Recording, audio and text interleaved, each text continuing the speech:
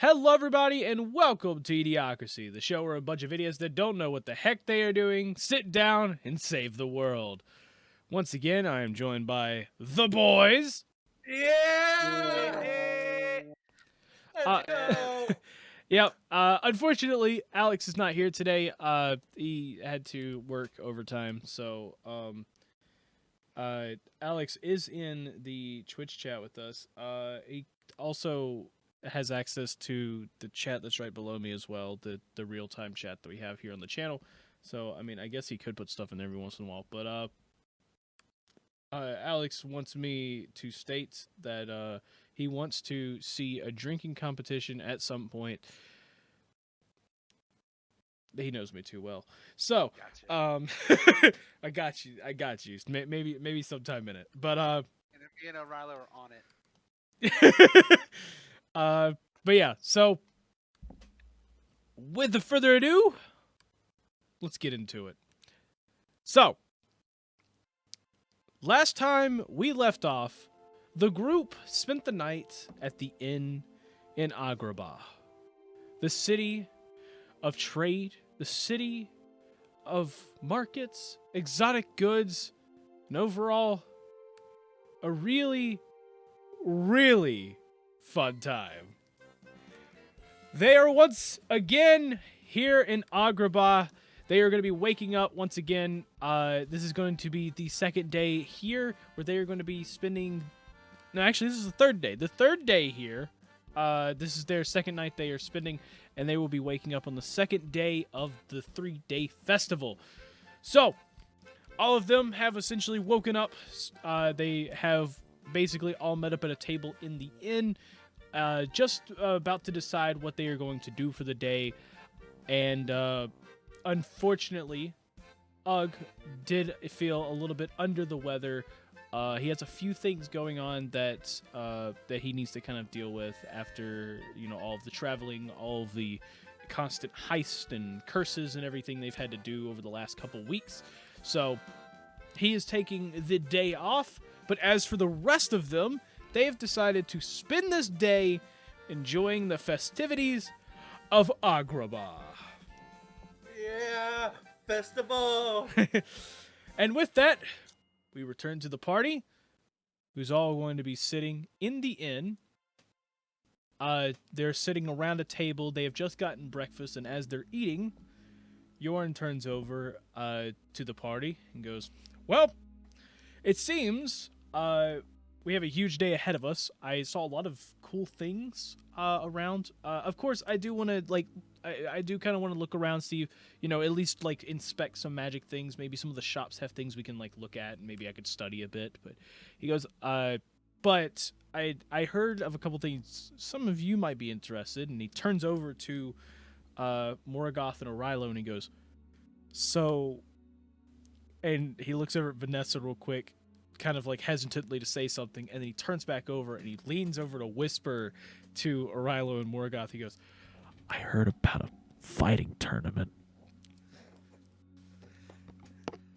As he leans back to Vanessa and he goes, "Yeah, so I heard about this this cool place that had a bunch of potions and things like that we might want to go see." And then he winks over at Morgoth and O'Reilly. I'll lean That back sounds over. fun. No, Yeah. I love potions. So, and the glowing stuff in them. Vanessa just kind of rubs the bridge of her nose and is like, "Please don't tell me you're doing something stupid again." And you're just stupid. I mean, potions aren't stupid. No. You weren't there for it. So she kind of points over to Morgoth. That man right there went basically butt-ass naked to try to lift a sword out of a stone. You're just kind of in shock. Just goes, "Wait, what?" Yes, let's just say I was an entirely different person back then. I had no shame. I don't know what happened to that guy. Honestly, I kind of miss that aspect of me. Yeah, no, What is you're. it doing? I mean, butt-ass naked? Well, no, I mean I had undergarments on. You had you went out with Listen, just I'm confident. undergarments? Listen, I'm confident, but I'm not that confident.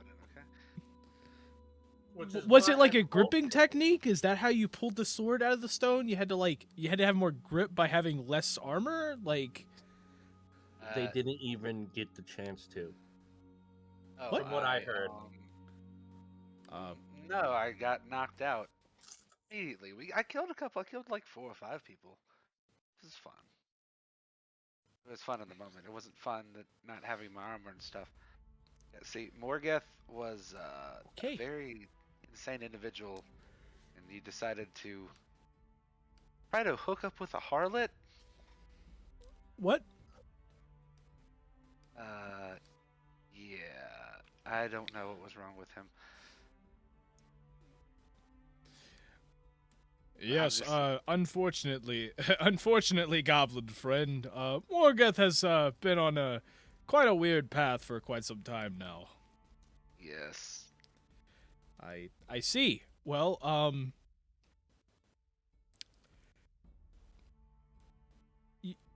you know what? listen, You do you. Festival stuff. What should we do first? Vanessa's like checking her bag. Like, we should probably go look for rations probably first. Well, I mean, we're not leaving anytime soon. Well, We still have yeah. another day. We can get some of those on the last day. But yeah, but it probably would be better to get them now, because the last day they're gonna sell out fast because people will be trying to leave. Yeah, you're probably right, actually. She does, in fact, that's have a good idea. point. I have been to quite some festivals, and usually the last day, everyone's sold out of all the good stuff. And by good stuff, I mean anything it takes to survive. Usually they leave the cool stuff, like magical items, because nobody can afford that. Why don't they just try stealing? Well, because yes, stealing you're is right. wrong, and it could possibly get you in a lot of trouble. Stealing is not wrong if you don't have a moral compass, but yes, you're right. You don't want to get in trouble with the law. I can't fight off that many guards. And you just see Marquise kind of like look down in disappointment. I just go, I kid. Either way. Yeah, I guess we can go buy rations first, and then after that we can just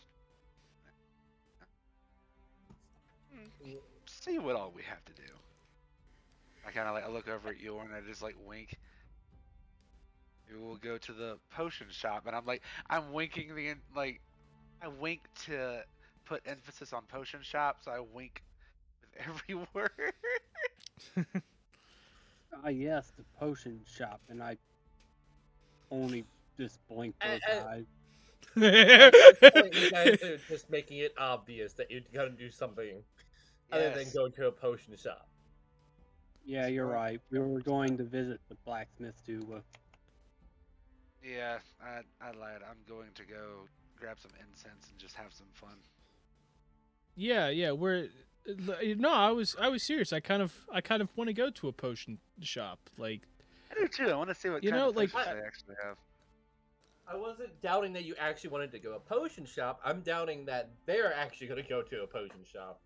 Vanessa, you don't know me. Wait, but I was planning on spending the day with them. So if they're not going to a potion shop, that means I wouldn't. So that would be weird, right? Like, we're planning on going to a potion shop. Yes, exactly. Exactly. Jordan leans over again to Morgoth and Arilo and goes, What do you do in these situations? Do we just like manipulate? Like, how do we get out of this? I think we just walk away slowly. Yes, we usually just walk and go do the thing anyway, and she just kind of accepts it. Okay. So Really like right now, like, do we want to wait till the count of 3 or? Now. Okay, and then Jorn just stands up very slowly and just one step after the other slowly starts walking around the table toward the door. Morgoth starts stepping, and I just go scatter, and you just hear Morgoth takes off running, but it sounds like he's doing the Scooby-Doo run thing before he takes off. I make sure to push the chairs in and then leave. both of them end up just sprinting out essentially, and you're just kind of like slowly walking away. Like, if you want to find us, we'll be at the potion shop. And then he turns and just sprints. We'll be at the But potion- Vanessa just has a hand over her face, slowly shaking her head. It's like, ugh. If they're close to death again, I'm paying both of them. They need to pay me next time. And Marquise takes a sip. He takes a sip of his tea, and he just starts laughing. He's just like, "You do in fact have some. You do in fact have some very great friends that like to get in a lot of trouble." Now, out of character, I find it completely funny that the moment Yorn shows up, Morgoth just completely comes back. Just like, you know what? I'm gonna do something really stupid. But, yeah.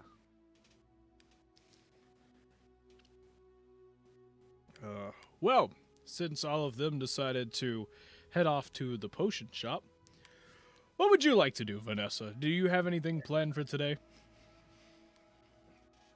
Let's be honest with ourselves, Marquise. They're not going to a potion shop.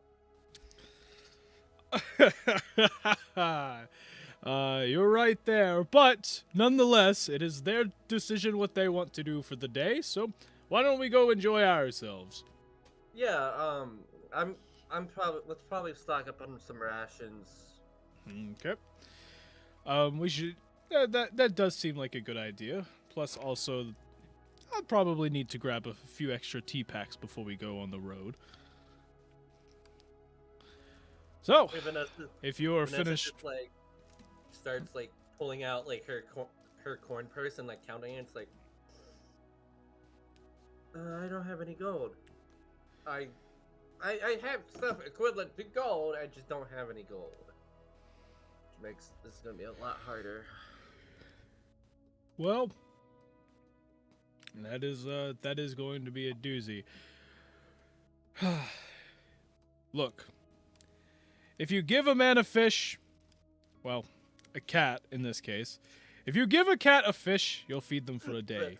If you if you teach them how to fish, you'll feed them for a lifetime. So, I'm gonna teach you a little bit of the art of the trade. So, make sure you scrounge out what things you do want to sell, and well, let's see what we can do.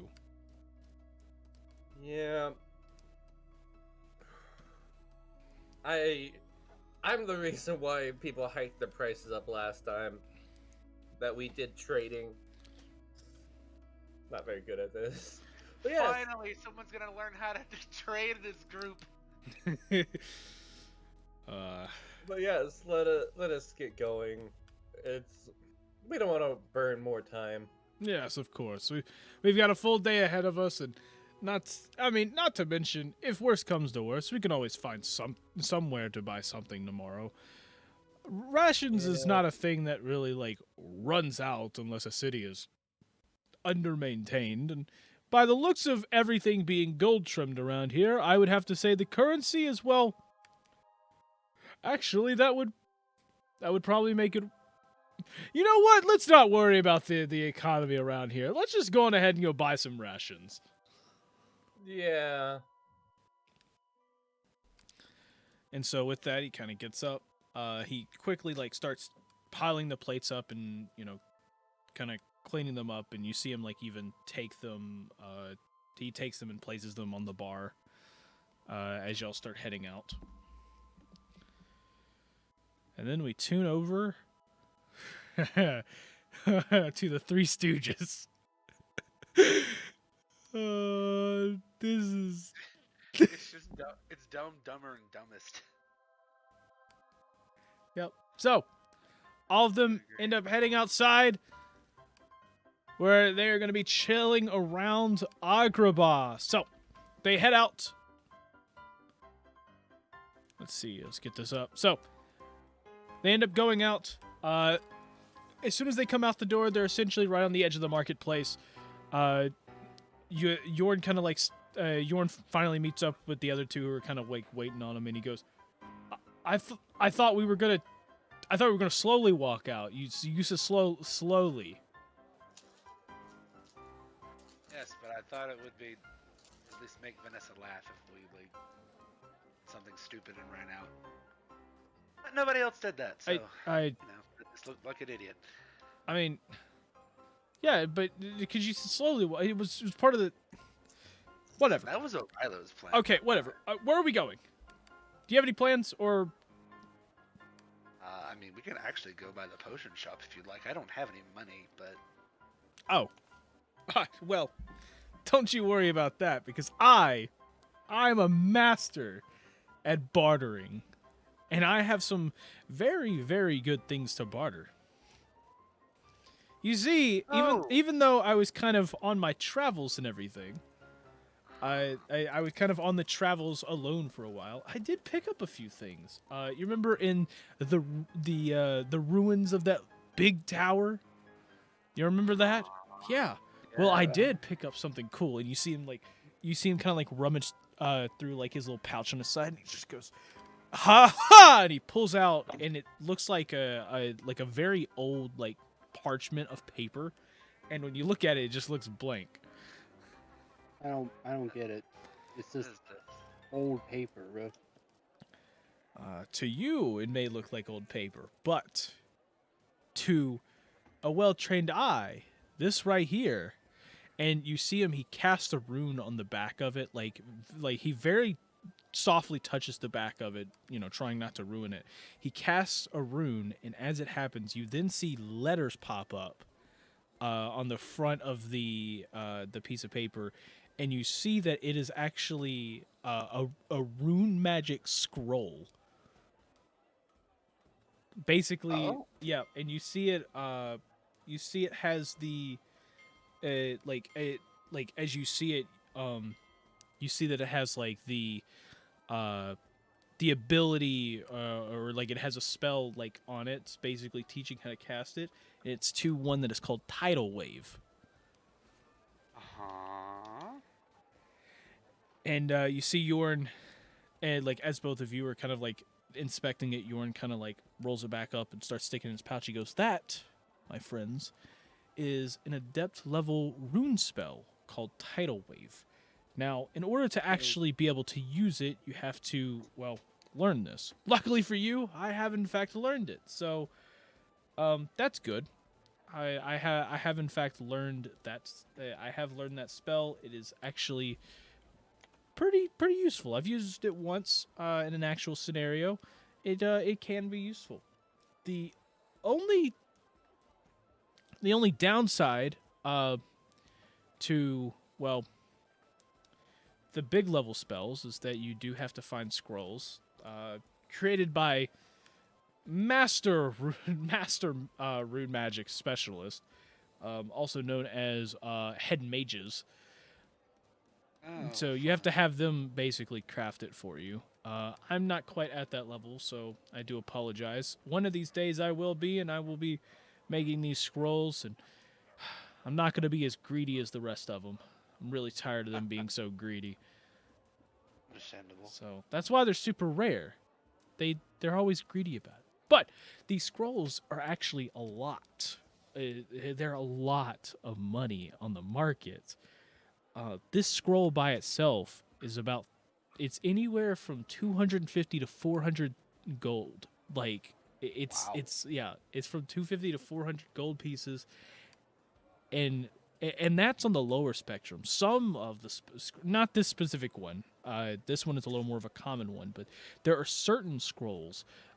Because of the fact that this is adept, it's not as much, but if you find one that's maybe like a master scroll, master scrolls sell for a lot. The lowest price you'll find a master scroll at is about 1,000 gold pieces. Wow. Yeah, they're great because they have powerful spells that you can cast. The only downside to carrying these around is that people who are into rune magic can sometimes figure out where scrolls are. Like an example, yesterday we were walking around and there was one stall. I'm not sure if you noticed it, but there was one stall that had it had this like older lady at it, and she was selling a bunch of it was a bunch of like knickknacks and stuff like that. Things that didn't really look special, but she did in fact have one of these scrolls. She had an adept level scroll inside of a little basket full of other pieces of paper. She may or may not have known about the whole thing, but I did. I did get a quite a glance. I was able to figure it out pretty quickly, as I know what to look for, and people who are really into rune magic also know what to look for.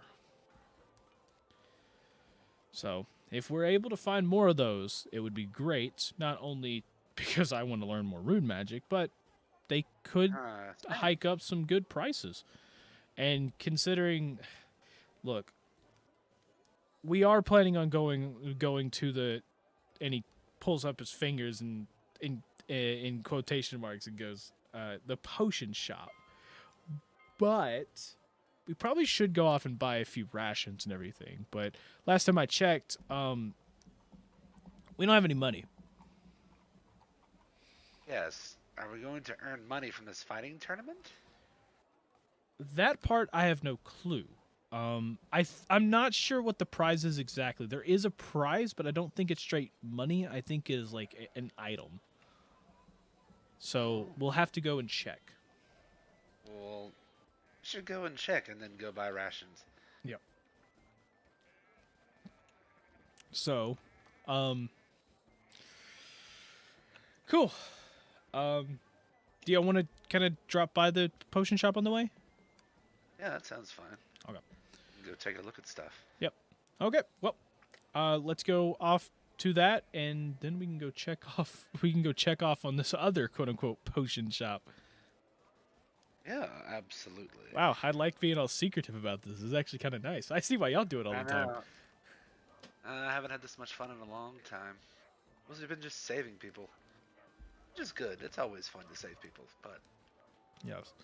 And then you kind of see you're just like enthusiastically kind of like walk through both of you and just start like heading down the street. Alright, well, Arilo. Guess we're following him. Yeah. Yep. So you'll end up heading down the street for a bit, and you pass through a few things. You end up coming up on the little part right there. You're getting about in the middle of the market. You see stalls all around. You're passing right by the blacksmith on your right, and then on your left is the grand library of Agrabah. And you're also coming up on the bookshop to your like front right with the little map stall where y'all found that map from last episode. That's right there next to it, to the left of it. So you'll end up walking up, and then Yorn sees the potion shop, and he goes, he kind of like stops, and he turns to both of you, and he starts pointing as he's like a good 20 feet ahead of you guys, and he's like, there it is! It's the potion shop! We should go there! Then let's go. Yeah. Yep, and he's just like trotting along like even faster now that y'all are getting closer to it. Did you say wait, Arilo? Right? Oh, never mind. It was nothing. Oh, okay. Okay, let's go in the potion shop. Yep. So y'all head up. Y'all get to the potion shop. Y'all get up, and you see Yorn's already made his way in. And as you walk in, you hear kind of like a little bit of clanging of bottles in the back. You see a couple shelves full of empty bottles and a couple potions that are in there and everything. You see a bunch of random ingredients kind of like sitting around, and you see Yorn kind of like, you see him kind of like looking around for someone. You hear some little bit of bottle clanging in the back, but you notice that Yorn is just completely lost in here. Like, he's looking around trying to find someone, and yet he's looking in the wrong direction. Yorn, what exactly are you looking for in here? Anything specific? He kind of turns to you kind of slowly and he goes,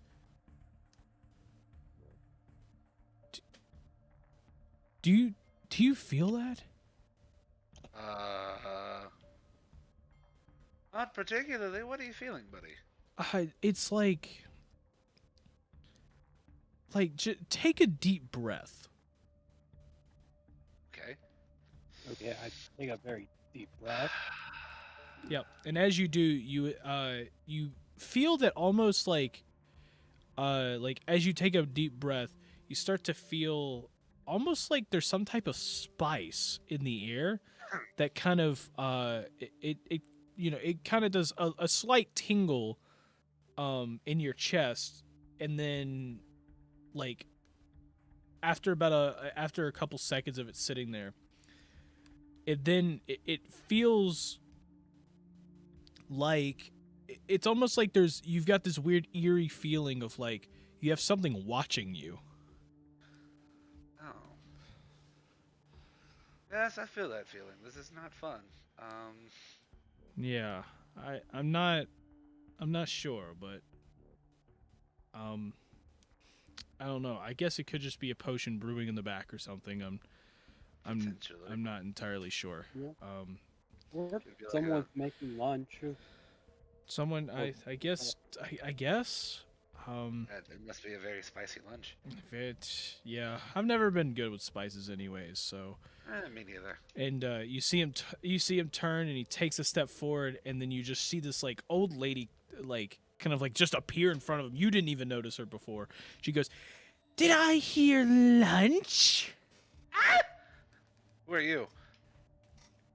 Alright, you scared me. You showed up out of nowhere. Who am I? Yes. Do who- you who not are you? know about the old witch who lives in Agrabah? I've met not many old really. witches in my lifetime. You were definitely not the first. So, no. Who are you? Wait, We'd be Did you- delighted to explain. did you say that you've met a lot of old witches? Okay, listen, don't take any offense to that. It's just, over my journeys, I've seen a lot of people, okay? Okay, well, that's not gonna work. And then you see her like rip basically like the whole hood off, and the face mask comes off, and you see like a you see like a well refined young man, probably in his like maybe like his early 20s, kind of stand there. He in a way he looks like to you he looks almost like the human version of Marquise. He's got almost like butler attire on. He's got he has like a small like fedora, like as he's kind of standing. He goes, "Well, it seems that's not going to be good enough. So, hello and welcome to my shop. Hello. I'm trying to find some way to pull people in, because the normal, well refined thing doesn't really work in the whole alchemist potion making. I don't know what business I guess you would call this.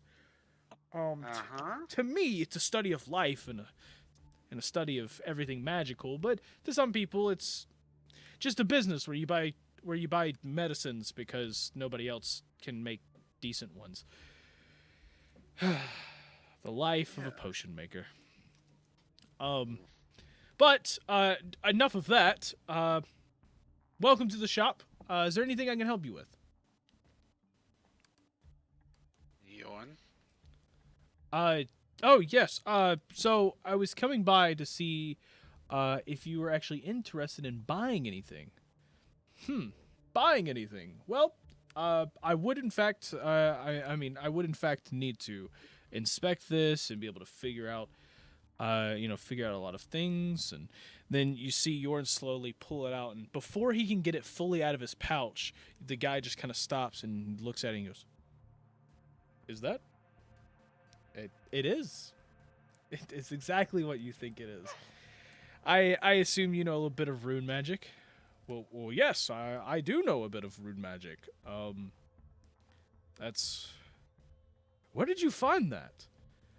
Well, let's just say, me and my friends we're kind of adventurers. We go off and, we we've gone through a couple ruins ourselves, back in the old days when they used to make these all the time. And wait, you pulled that out of some ruins? You found ruins that were untouched. You can't. Okay, not exactly untouched, but someone left this behind, and that is unused. It is in fact unused.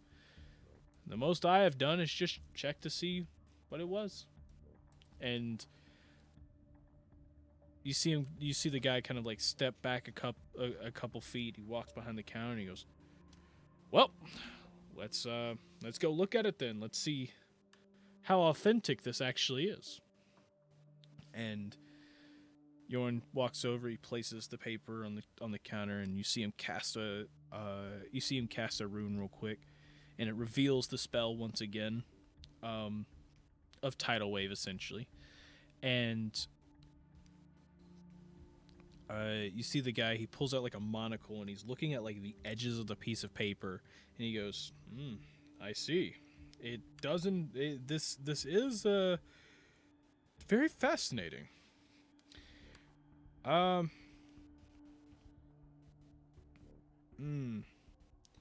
There is one issue behind this, and what's that? Well, this is a scroll, so it is worth a decent amount of money. But this was not quite what I was looking for. As you know, there are different grades, I guess you could call them, and it's usually based on the history behind the paper. The longer that one of these scrolls are, the longer since it's been created, the more the spell itself, or the parchment that it was created upon, is the magic in it kind of fades away. Does not do anything for, say, on the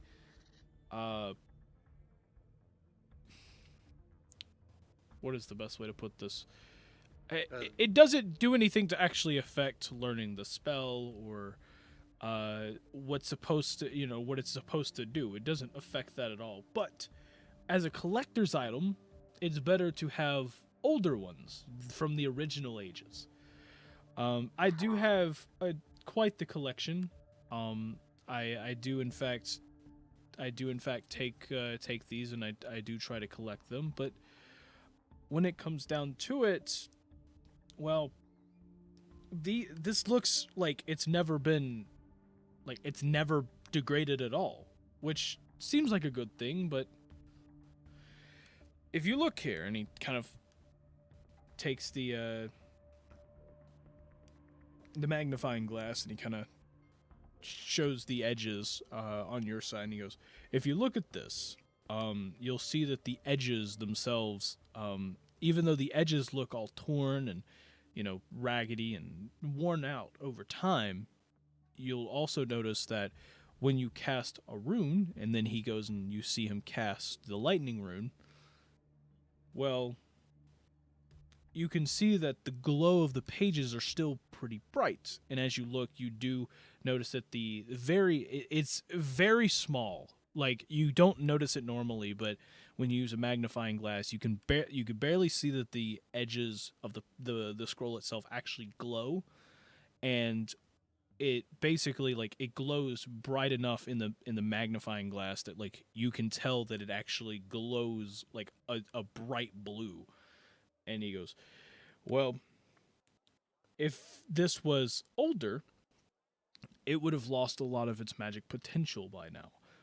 Not to mention, too," and you see him flip it over on the back where there's literally nothing on the back. He goes, "There's another thing," and you see him like reach over to his right. He grabs a little shaker. And he starts shaking something on it. Jordan freaks out for a second. He's like, "What are you doing?" And he goes, "Just wait." And he sprinkles some type of like purplish dust on the back of it. And as you see that, you then start to see you start to see like a symbol kind of appear on the back, and it's basically like it's like an S, but it's drawn twice, and it has a line that crosses through like diagonally, and he goes this right here. This is the S of Solomon. Solomon was one of the recreators of these scrolls. He has, of course, since passed. It's been a very long time, but he was not one of the original. He was not one of the original headmasters who created these scrolls.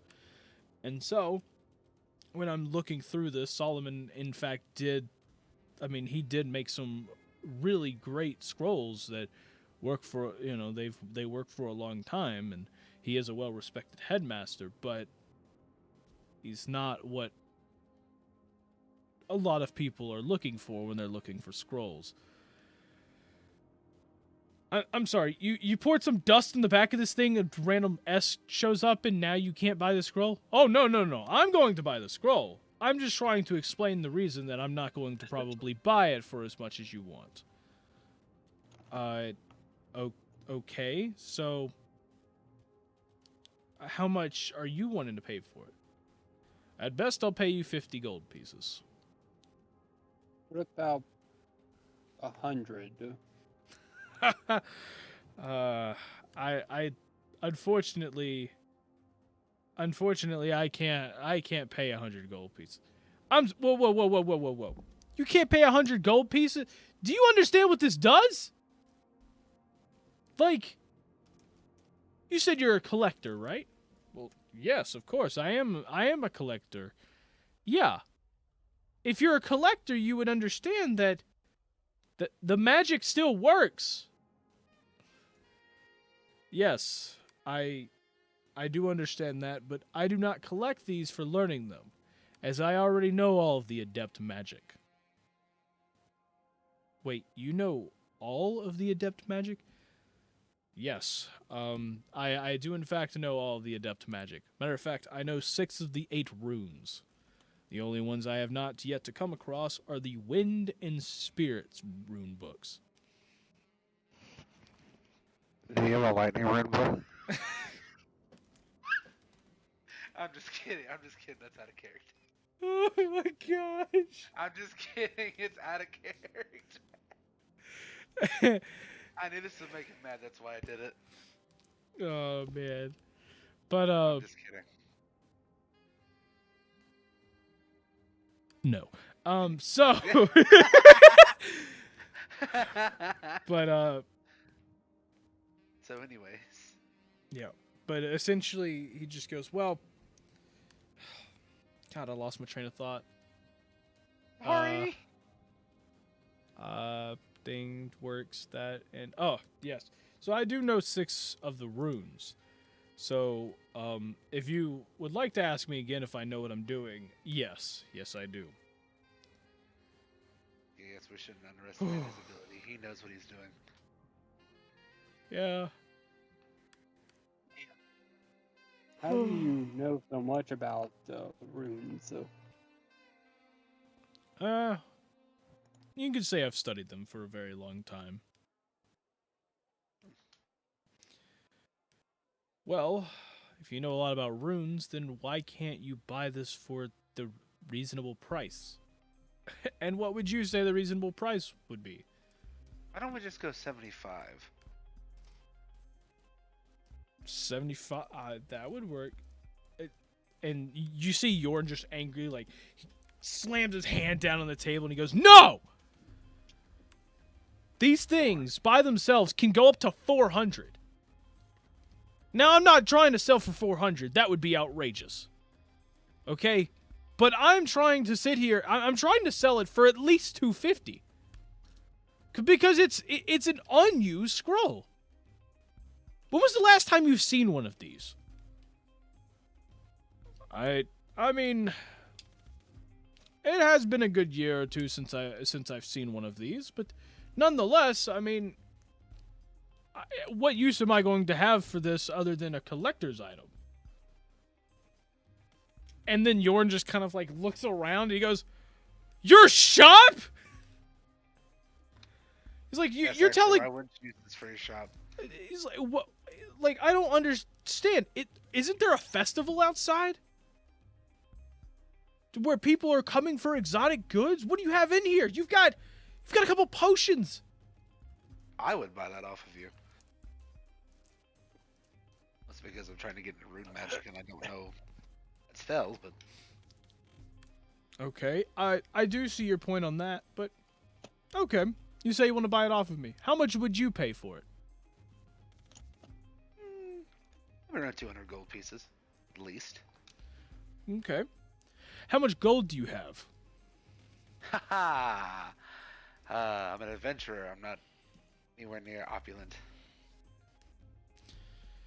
And No, I don't have anything yet. And yet my point. A lot of people do come to the festival looking for some amazing things, but pretty much no one is going to show up with 250 gold pieces to buy this.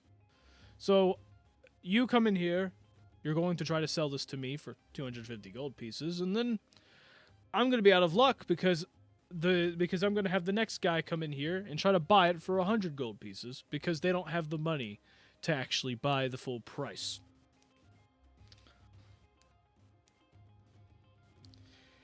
So No, we're talking about making and selling them for cheaper. I whispered this to Yorn, the other guy, like quietly, so the other guy didn't hear it. you see Yorn kind of like look disappointed, and then you see him like you see his eyes like light up essentially, and he goes, "Wait a second. I think I can make a deal with you." And what are you talking about?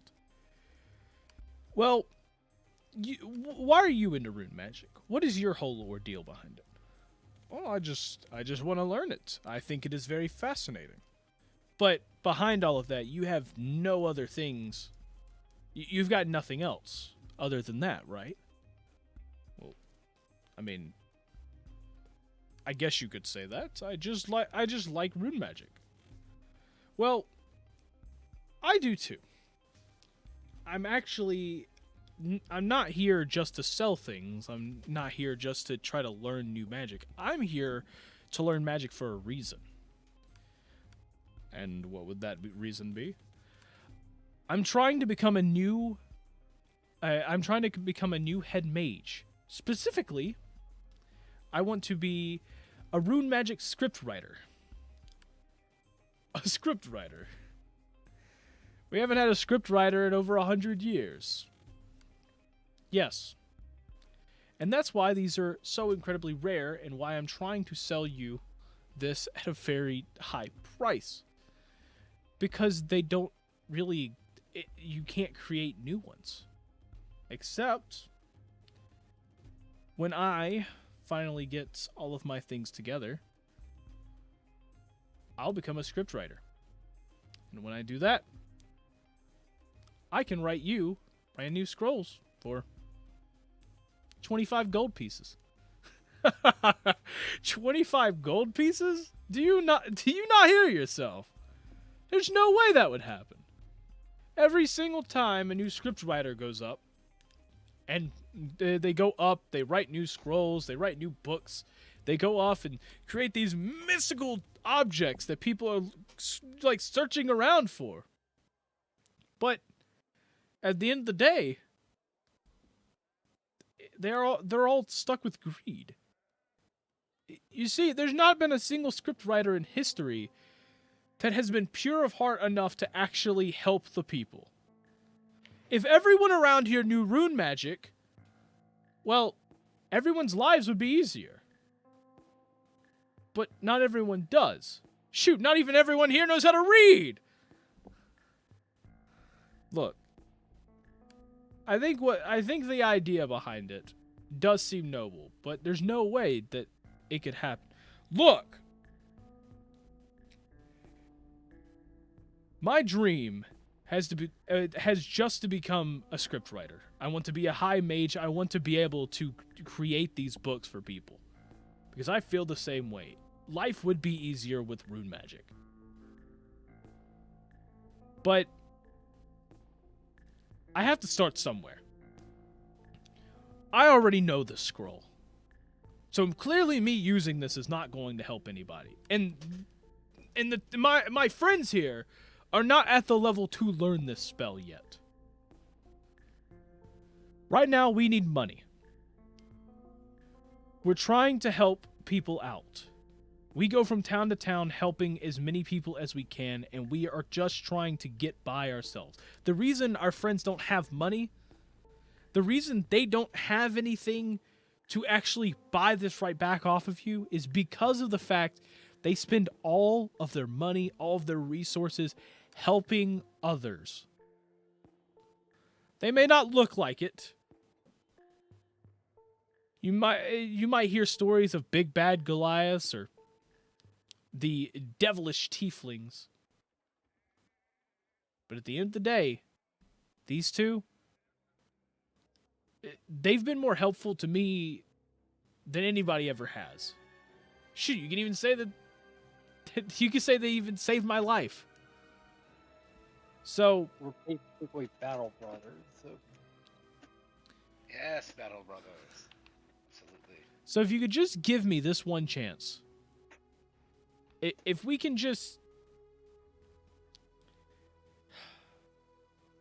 If you can just increase the price a bit. If you can just allow us to sell this a little bit more. I'll give you my word that when I do, I'm not entirely sure when, but when I do become a script writer, I will come straight here and I will write you scrolls and books and all kinds of things to definitely make up for the money.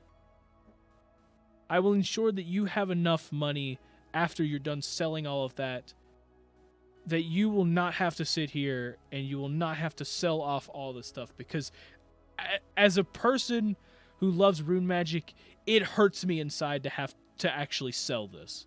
I would love to open a library of the best rune magic stuff in the world. But right now I have to sell the scroll to you because my friends need it. So is there any way you can increase the price?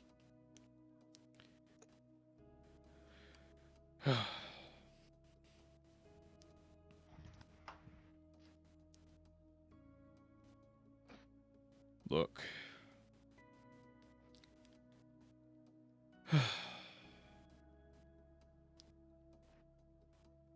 I can up it to 250, but I can't go any higher.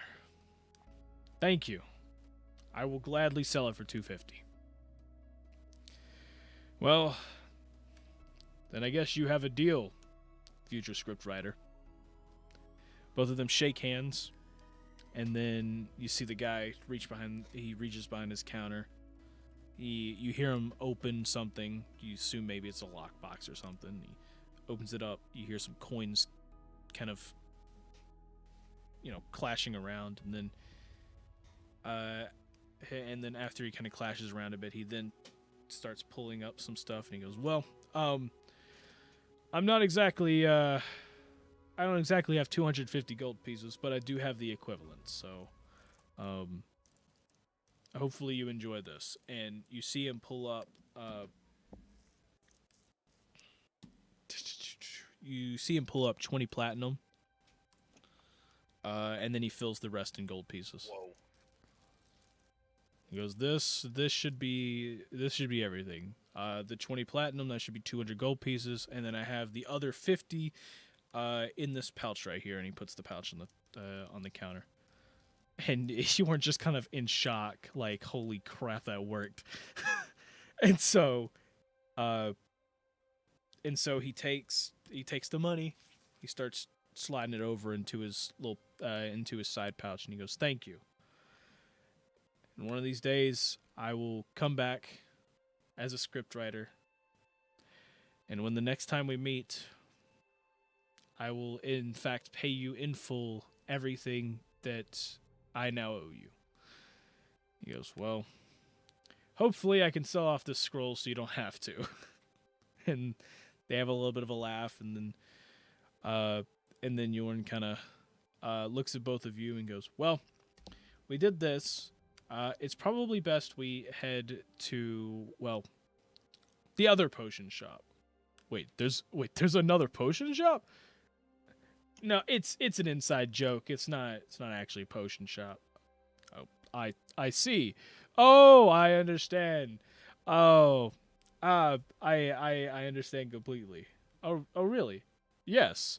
You have a cleric in your party that is very overprotective of all of you, and you're trying to use potion shop as some type of way to get away from them long enough for you to go fight at the tournament right down the road.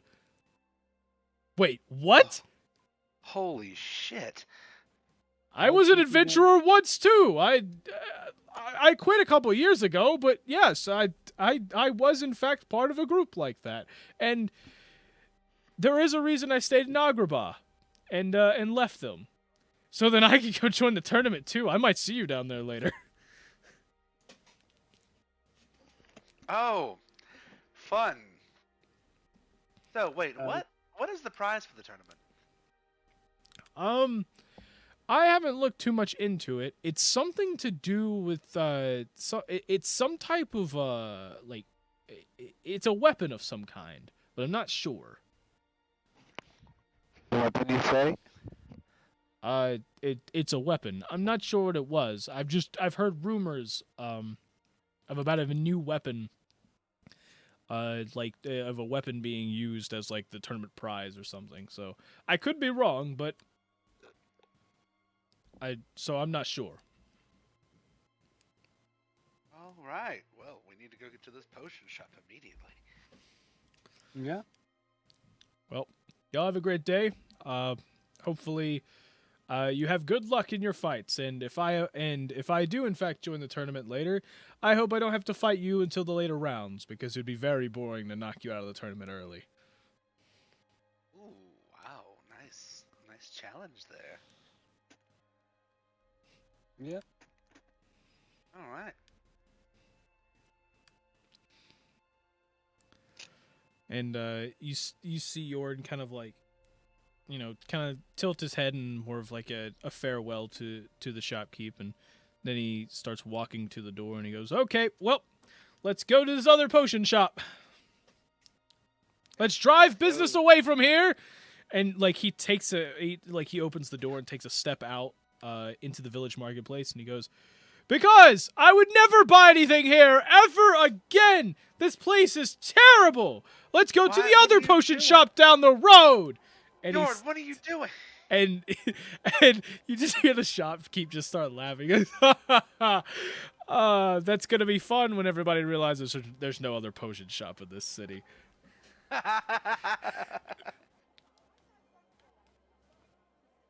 That is going to be quite funny. Yeah. Okay. Yorn, if you do start doing scribble stuff on paper to do magic, I'll help you. Oh. Help you too. Would as in you plan on are you planning on being a script writer too? Well, I guess more like if you're going to sell cheap, I guess I'll be like your cushion. Huh? Yes. Thank you. I would gladly accept you as a cushion. Okay, let's head off to this other place. Agreed. Yes. And he starts walking down the road, kind of leading both of you down. Y'all walk for a bit. You see a couple other places, and you get closer and closer down. You get closer and closer down the road toward the tournament area, and you see that there's a big wooden fence kind of like put around. It's a huge square fence essentially, and you end up walking down upon this, and you see You see people kind of like huddled around this area. You hear a little bit of clanging of swords, and as you kind of get a peek in, you see that there is an orc. There's an orc and an orog kind of like staring at each other like intensely. There's cuts and bruises all over them. And you see the orog who's got the only armor that he's wearing is are like shoulder pads and knee pads, just metal plates essentially on those. And he kind of charges at him, puts his shoulder up to him, and just like puts it straight into his gut, basically picking him up with his shoulder and just body slamming him into the ground, causing the orc to kind of like wince in pain. And he flips him back into the fence, basically causing him to go head first into it. The orog kind of sits there. They're both kind of like on the ground in pain a bit. You see people cheering, having a good time, and then you hear one guy just go like, "Are you gonna get up, or am I gonna have to jump in there?" And then you see both of them slowly get up. They go to try to tackle each other, and as they do, they both take their swords out. They both take their swords out. They go for a stab, and then after a few seconds of both of them kind of like pushing against each other with their swords, kind of like trying to thrust into each other, you finally then see the orog kind of like stop pushing as much, and then he just falls over to the ground as you see this huge like stab wound right in his chest. And the orc kind of like standing there, he's panting, he's all tired, and then you just hear an announcer off to your left just go, "And it seems we have a winner! It seems the winner of this round goes to Grogu!" And the crowd starts cheering, and you just see the orc kind of like spits to the side and then wipes his chin off as he just like walks over and like right outside the fence. Wait, did you say Grogu? You heard what I said. It's like, why? I was about to say, why is the baby fighting? Hey, look, man, he could fight. Oh, well, I know he can fight. I'm just like, dang, they're letting babies fight in here. Anyway, continue. I thought that was funny. But yeah, essentially, people are kind of cheering. It seems that they're taking a small break, and Yorn kind of like looks over the fence and he goes, "Wait a minute. Do y'all see that?" See no. what? I just look around. He goes, There's something in the sand, like just below the arena. Can you not see that?" No. Look at the sand. And you then he kind of like looks back at you and he goes, "There's a rune circle under the sand. Huh. I don't know if it's I can't tell if it's made out of like metal or stone or what it is, but you know what this means, right?" Oh, what does this mean? It means that rune magic's empowered here. Oh. It also that's means gonna that be they fun. probably will have a barrier of some kind for this. And you see him reach out to try to like find a barrier in the fence, and like he like almost trips and falls over the fence as he's trying to like reach for it. And like as he's falling, you quickly like reach out, but before you do, another hand grabs the back of his collar and pulls him up. And it's the announcer there, and he goes, "Well, hello. I see someone's a little interested, but it's gonna be a few minutes before the arena actually starts. If you want to join one of the practice fights, we definitely can. We could definitely have you join one of those as well.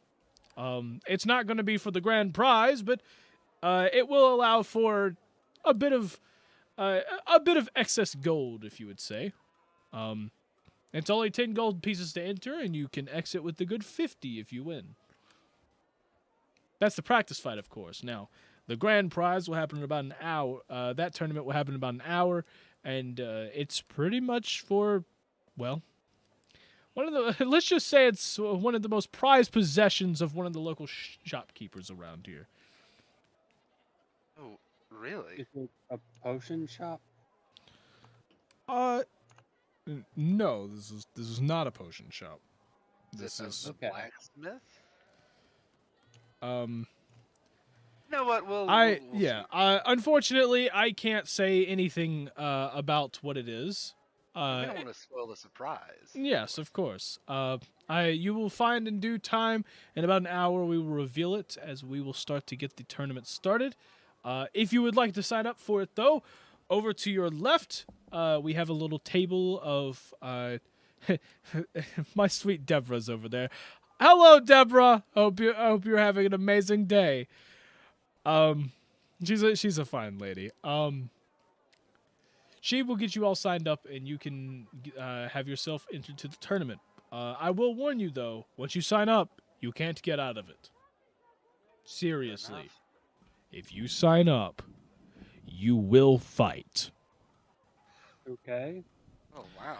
Okay, Will we- so yeah. hopefully all three of you are interested. Hopefully I'll see you at the tournament. Yes. I will be there, hopefully. Of course. Well, y'all have a great day. And he kind of just like walks off, and Yorn's still like trying to reach out, and he goes, "There's no barrier. I'm confused." Just a no rules magic hands tournament. I guess that's weird. Why would you wait? Gonna be the greatest day of my life. He thinks about it for a second, and he goes, "Wait a minute. Do they not know rune magic's empowered here? Maybe Wait they a- don't. Maybe I mean, it is covered in the sand, and Shh, Wait. well, don't say anything too loud. he goes, Maybe and that- he maybe kind that'll of give us the advantage. he kind of like tilts down a little bit more, and he like whispers, and he goes, "We could totally win this. Absolutely. all can. we have That's flamethrower. We just have to use a bit of rune magic. It empowers it. Like our powers are like at least doubled if we're within the circle. That's crazy. It's like it's placed here. It's almost like the arena was placed here on purpose. It's like exactly in the middle. But the thing is that even the shopkeeper back there said that not a lot of people around here know rune magic. So clearly, they wouldn't have put this for people around here. Someone probably deliberately put this here.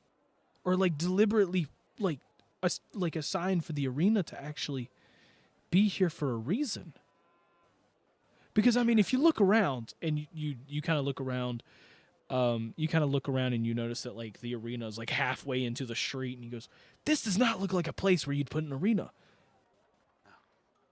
It's like halfway in the street, and on top of that, if you're going to put up something like this, you'd have some type of magical barrier. There's no barrier." Oh. Looks like fun for us. Yeah. Well, I mean, if that's the case, well, are y'all ready then? Let's do this. I've 'Cause- been born ready to go. I mean, Let us because do I kind of want to sign up for this now. I want to sign up so I can use flamethrower. Let's see how powerful it is. Let's see, and you see Yorn just kind of like walk over to the table, and as you follow him, he goes, "Excuse me, I'd like to sign up for the tournament later." And you see a couple people on the side kind of eyeballing him. You see like a guy with a great axe. There's a couple others with some swords and shields and stuff, and the lady's just like, yes, I can help you. All you have to do is just place your You just got to put in your name, your weapon of choice, and your blood type. I'm sorry, my blood type? Yes, we keep track of it just in case. Well, if you don't know, then you probably shouldn't join this tournament. Oh, well, what is it? A fight to the death or something? Uh, typically no, but it can end that way, and we try to minimize casualties as much as possible. Ah, I see. Oh, is there like, is there any way I can do this without putting the blood type? Like, I'm not. And he looks around at the other people, kind of like eyeballing him and everything, and he's just like, I'm not exactly comfortable putting a blood type, like on a, like on public documents or anything. And she goes, well, if that's the case, and she pulls out another piece of paper and goes, you can sign this, and you look at the paper, and it's essentially a consent form of if you die, they're not responsible. I was about to say it's a liability waiver, isn't it? It's a liability waiver. It's a liability It's a liability waiver. Yes, please sign this ye old liability waiver. I just have one question though. It would have been even funnier if it was a life insurance policy, but anyway, go ahead. What's a blood type? And I only seen one type, red. Blue, and green. I just go, haha, nice one, buddy. That was good. I think he's like making a joke. And Jorn just turns over. He goes, "Do you know your blood type? Do you like? Please tell me you actually know your blood type." Not really. We just bleed until we stop bleeding.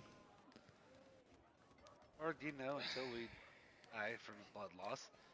It's never happened to any of us before, so, Oh man! And you see Jorn kind of like turn back, and he goes, "We're just gonna sign the other form." She goes, "Okay." I mean, I know what my blood type is. I can sign that form. It's O negative.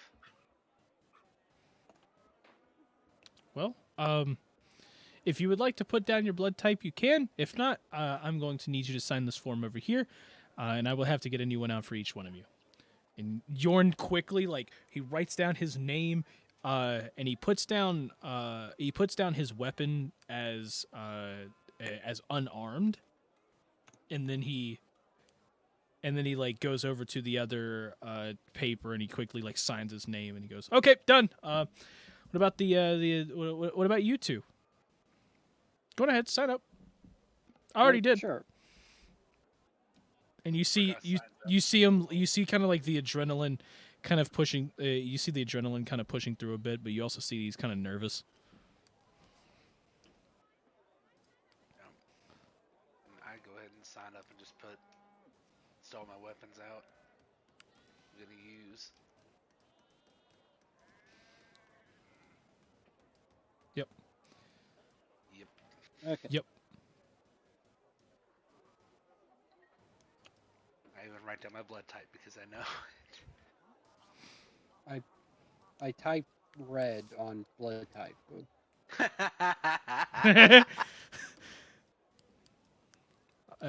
I see. You have red blood. That is good. Well, since you've signed it, good luck in the tournament, and hopefully you don't die. Also, oh, sorry. Did y'all say weapon of choice? Oh, yeah. Yeah. Yes, we did. Big sword. You say big sword? Yeah. So you're going to have to be a little more specific on big sword.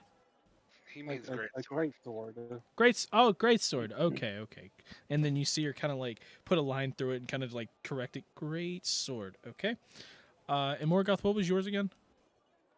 I guess I don't know whether I want to use the great sword or the knife. I'll probably use the greatsword because it Okay. does more damage. So you're putting greatsword down. Mm-hmm. Um. So she goes, well, since you signed, do you know the rules of this tournament? No. You see her kind of like disappointedly like look down, and she goes, okay, so the rules of the tournament. And George just like, we should have found out the rules before we signed. The rules could have been we have to die afterwards. You never know. That's Yeah, probably but that's we're literally probably just why like- we signed the waivers so they could just kill we us. just did the equivalent of like clicking on I accept before reading the terms and conditions. Good job, team. Well, So I'm just gonna sign because I can't read. Just like fight. so she goes, well, okay. So the rules are fairly simple. The tournament, the tournament fights will last. Is the best of 3 rounds essentially. The first round will be completely random, whether you use your weapon type or the other person's weapon type. So theoretically, if you put big guy here, looking at a Rilo, and you put him, versus the goblin, with Yorn, basically, you'll have one round in which both of you are going to be using great swords, and then you're going to have another round in which you were going to use unarmed. Man, just imagine a goblin wielding a greatsword. That'd be kind of terrifying. Yes, sometimes people are in fact masters of certain different weapons. That's why it's always great. That's always why it's great in tournaments here to have at least a basic knowledge of pretty much every weapon that you'll see. So you'll have a round in which you'll fight with great swords, a round in which you will fight unarmed. The way we typically do things here, though, is you go until someone is either knocked out, or until the person gives up. So it's pretty much until they give up, or you can no longer fight. We typically suggest that people give up if they really do feel that they are going to lose, more for the sake of, well, like I said, you could die, and it's less exciting if you die in the first round. So please do us a favor and give up the first round and just go from there. As for everything else, though, that's pretty much it. So yeah, I mean, other than that, that's pretty much the rules of the tournament. You are allowed to use other weapons. You're allowed to use any weapons that are available within the arena. We don't really have any other rules besides that. So. What about if you have more than one weapon on your person? Can you use both of those? You are not allowed to bring in anything else. The weapon type that you chose is not actually going to be what you're not going to be bringing your own weapons. You may bring your own armor, but you will be using our patented training weapons. Got you. Okay. So it lessens on the ability to kill stuff, and also because, well, we've had people in the past kind of bring in magic weapons, and we had an issue where a couple people in the crowd kind of got their heads chopped off. So, but we tend to not talk about that. But yeah, it can get pretty hairy with that. That's fair enough. Yep. But as for the rest, essentially, as for rules, there's not really much rules other than that. Just make sure you don't leave the fence. If you leave the fence, you're automatically disqualified both rounds. Yeah. Luckily, you don't have to. Luckily you don't have to really do anything other than that. So for the tournament itself, though, you end up signing everything. And I was kind of hoping I didn't have to ask, but y'all do know that there's a payment fee for it, right? Yeah, 10 gold pieces, correct? Yes. I will take 10 gold didn't know pieces now. that. So, All right, Yorn, do you mind paying for us too? and you see Yorn kind of like going through, and he goes, "But, wait, y'all have nothing? I thought that was just a ruse back there. Y'all literally have no money? Oh, we literally have no money. Yeah, Why did all three of us sign up then?" to get money. And he's just like, Yeah, to get money. he's like, "Look, we're okay." And so he goes and he puts down 30 gold pieces. He goes, "Okay, here you go, paying for all three of us." She goes, "Okay, well, good luck to all of you. Do y'all have any questions on this whole thing?" No. How fun will it be? Well, some of the rounds could be fun. The brackets themselves are going to be kind of filled up pretty soon. We have a decent amount of contenders, so if you get buddied up with someone, don't be surprised, because this only lasts for about 4 rounds, so the first round's going to have to be pretty quick. And we have a decent amount of people signing up this year, so yeah. Well, that's good. Yeah, so good luck. You Thank too. you. And so, Jordan kind of turns and goes, "Well, we got a little bit. They said it starts, they're revealing everything in about an hour. So, is there anything you want to do, or do y'all just want to wait here?" I mean, I don't really have much else to do. So, I mean, we could probably just wait here. just wait here? Okay. Well, if that's the case,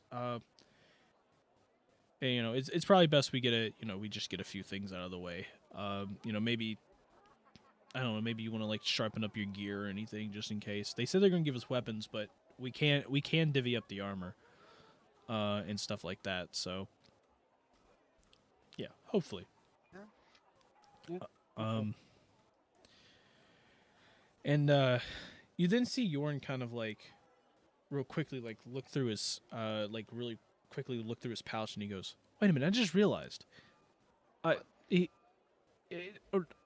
why didn't you put down a blunderbuss as your weapon?" Well, you can't really blunt a blunderbuss. So.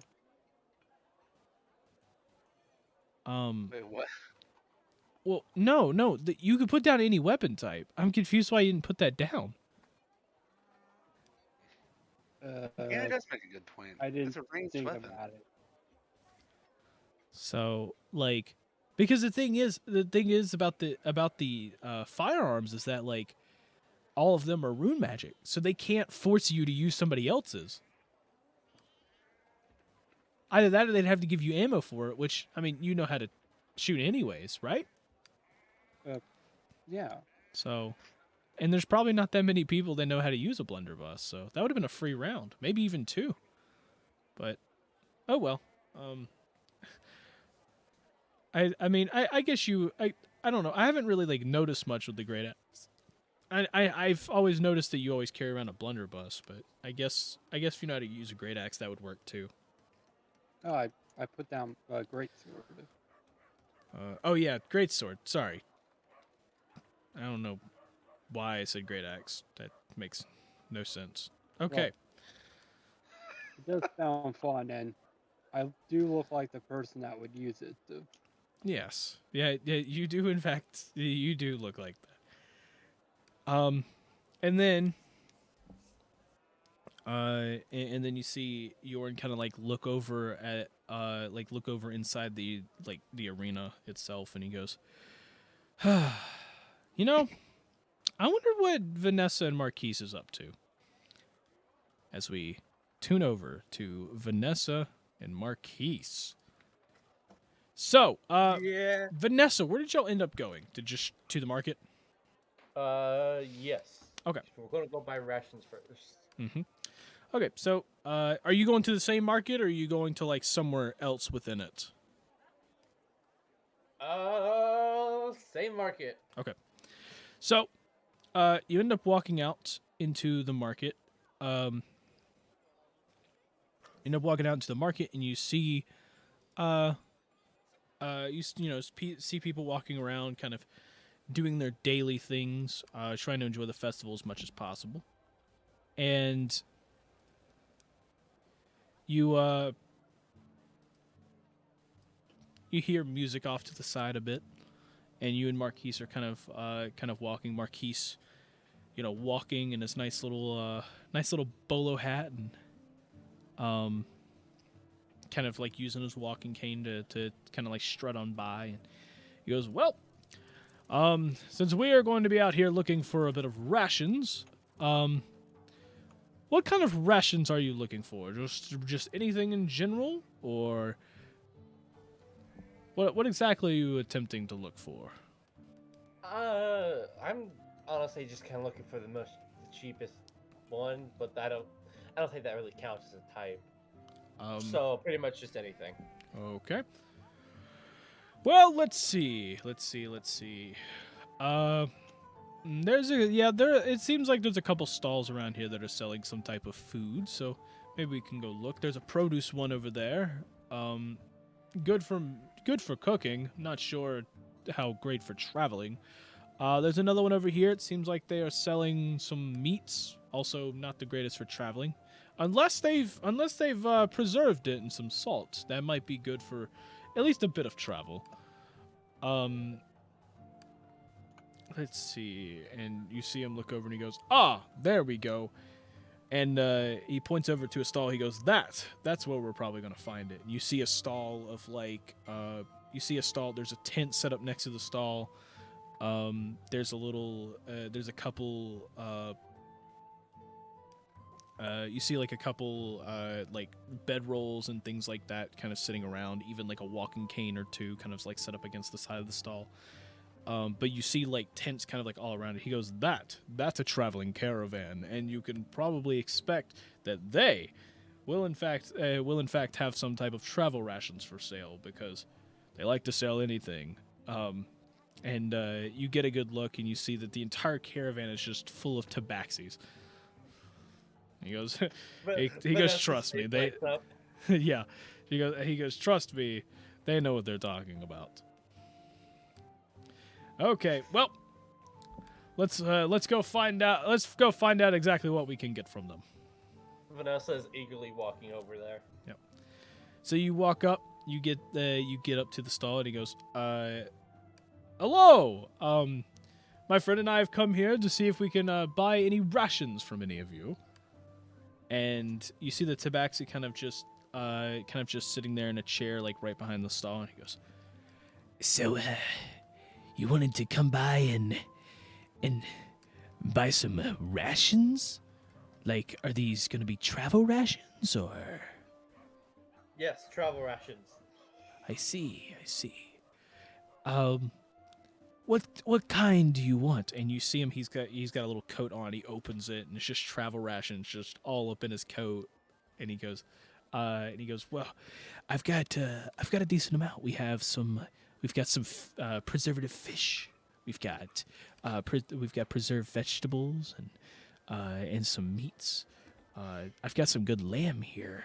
I do in fact like lamb. Do you like lamb?" As he points to Vanessa. Not as much as fish, though. Unfortunately, we're on a budget, so what is your cheapest? He goes, "Oh, well, the cheapest." And he pulls open the left side of his jacket, and he goes, "These are the cheap ones." And you could see that they're little boxes that's got it's like little boxes there. And he goes, "These are the cheap ones. They're basically full of they're essentially full of dried bread squares and breadcrumbs and things like that. They're not the greatest of taste, but they will last a very long time." And how much would those cost? Well, each one of these Like I said, they last for a long time, so I could sell them at, I'd say about 4 copper apiece.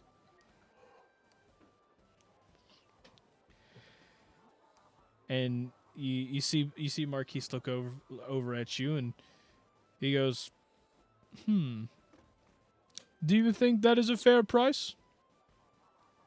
Vanessa already pulling out her coin purse. Like, And he like puts his hand he puts his hand over like your coin purse, and he goes, "You see, my friend is kind of on a tight budget. We don't exactly have the budget to sit here and try to buy multiple days for 4 copper apiece.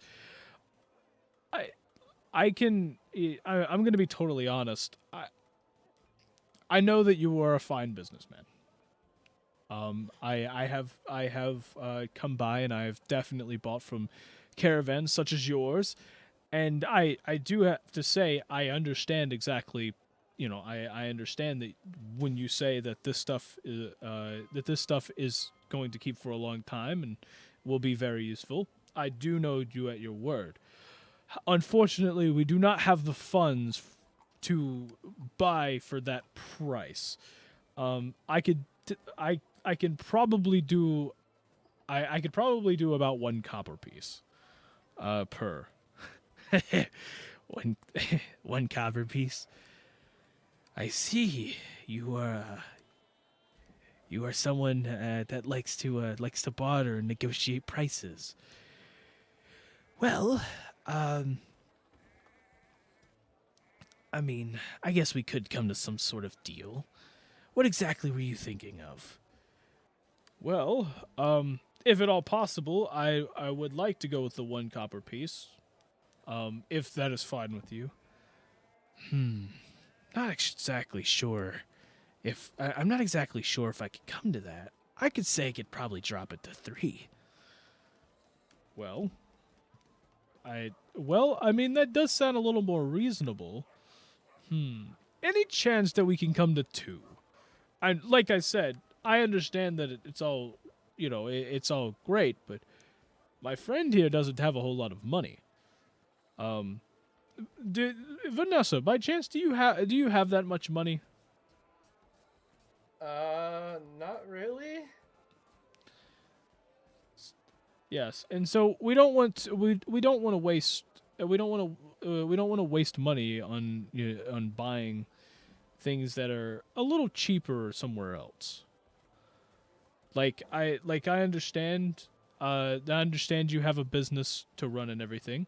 Is there any chance we could trade anything maybe for that entire stock? And you see the guy kind of like eyeballing. He starts like eyeballing Vanessa.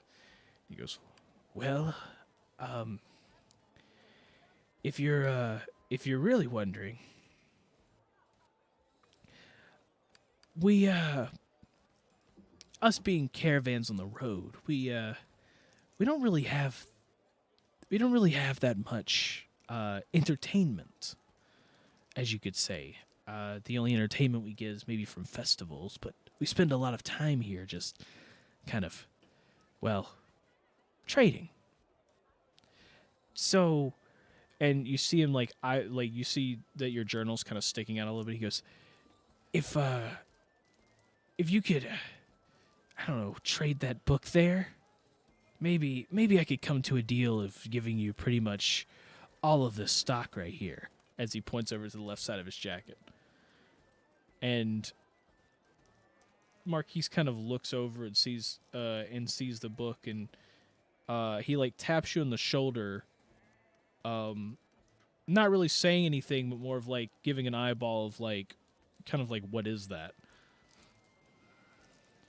Vanessa just kind of like puts a hand over her journal, and just like, maybe. But she actually does pull out like the empty book that she has in her back. She pulls out the empty book. It's like, I also have this. It's not. I got my life's work and the other one. And then you see the Tabaxi sitting there, kind of like look a little disappointed. He goes, "I see. So it's not for sale."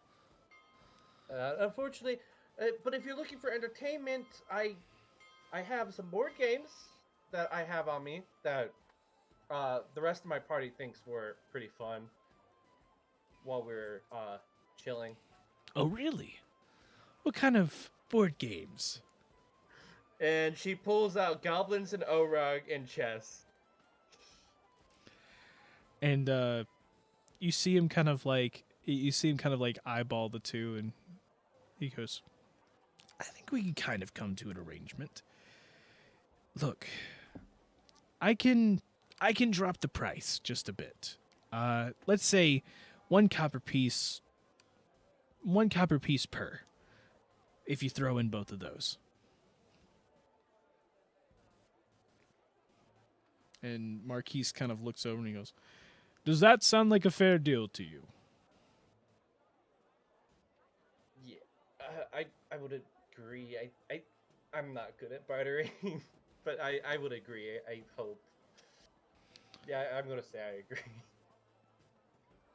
Well, I mean, look at it this way. If you hand over those two, do you remember how much you paid for both of those? We got them when we were on board, so it's been a while. I don't exactly remember. Well, I mean, well, since you don't know that exactly, it's kind of hard to tell in that. But if you give those, you can. He said he would sell it one copper piece per.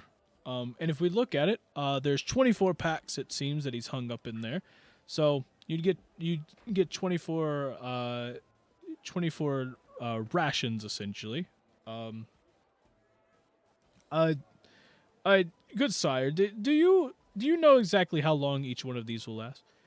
Each one of these will last it would probably give somebody about half a day a meal. Okay, so that's two of these per day essentially. So, that would last a pretty good while. What about the other side? Oh, you're talking about these others? Yes. How great are those? Well, and he pulls up the other side and he goes, these will last a full day each. Okay, and it looks like you have 24 of those as well. What if we throw in the board games? And then we can maybe lower the prices of that side too. I see. You're trying to negotiate a little more. I don't know. It's already a lot. Well, you see, there's these board games are in fact, they are fun. I have seen that they have been a little interested in playing them. They've played it a few times, and it does seem very interesting. But on top of that, if I'm correct, board games are a little expensive. Like, there's not a whole lot of board games. It's each single piece in the games themselves have to be handcrafted by master craftsmen. So, well, what if we kind of gone to some of the closer to their actual value? I see. Okay, fine. Well, the original prices for the right side here is each one was going to be a silver piece. But if that's how if you're putting it like that, maybe I could do about 5 copper piece per. Well, how does that sound, Vanessa?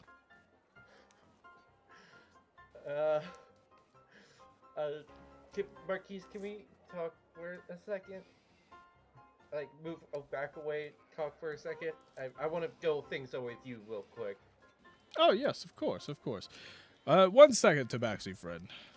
Okay, don't take too long. This offer won't be up forever. Of course. And he turns to the side with you and he goes, yes, what would you like to talk about? I'm not that good at bartering, so I don't know exactly how good that sounds. Well, And I we just half the price on the right side of his jacket, and on the left side of his jacket, we put it down to a quarter of sale as long as we give it to it. I only have 48 copper pieces.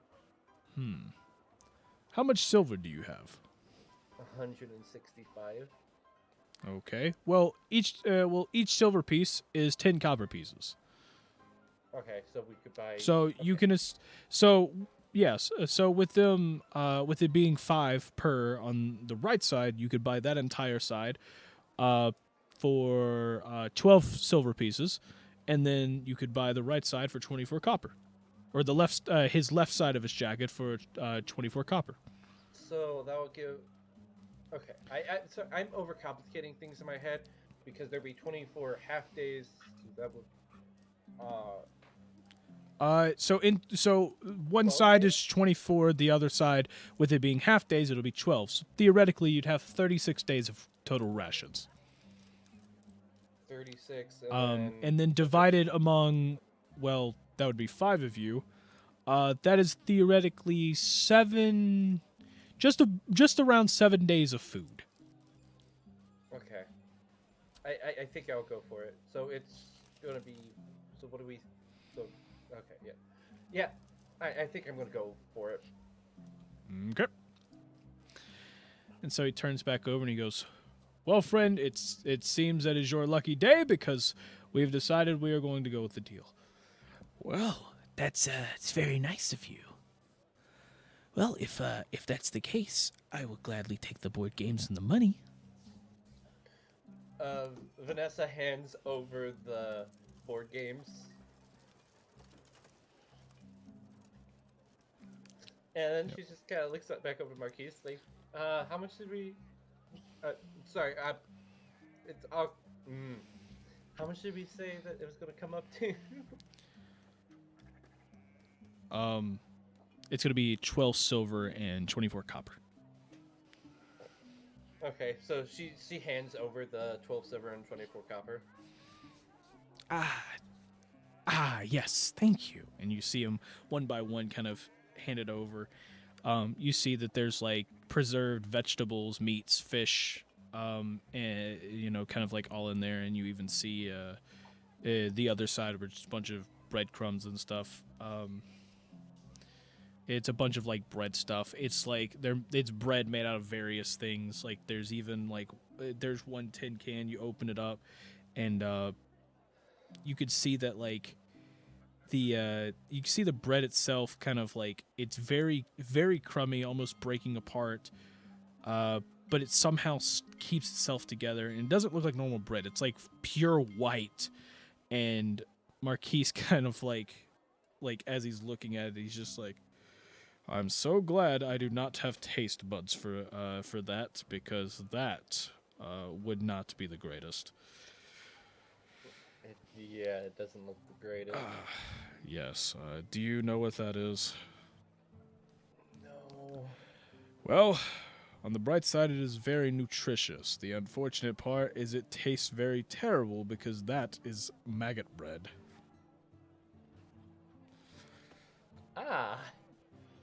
Yes. Saying that out loud, I probably should not have told you that and just let you eat it. Don't worry. I'm pretty sure I've had it worse. However, we will not let the others know. That is a good point. My lips are sealed, and you see him like close his mouth, and you can almost see that like the jaw itself kind of like locks up. So with that out of the way, should we start heading elsewhere? Mm-hmm. And then his jaw unlocked. Yes. Where would you like to go?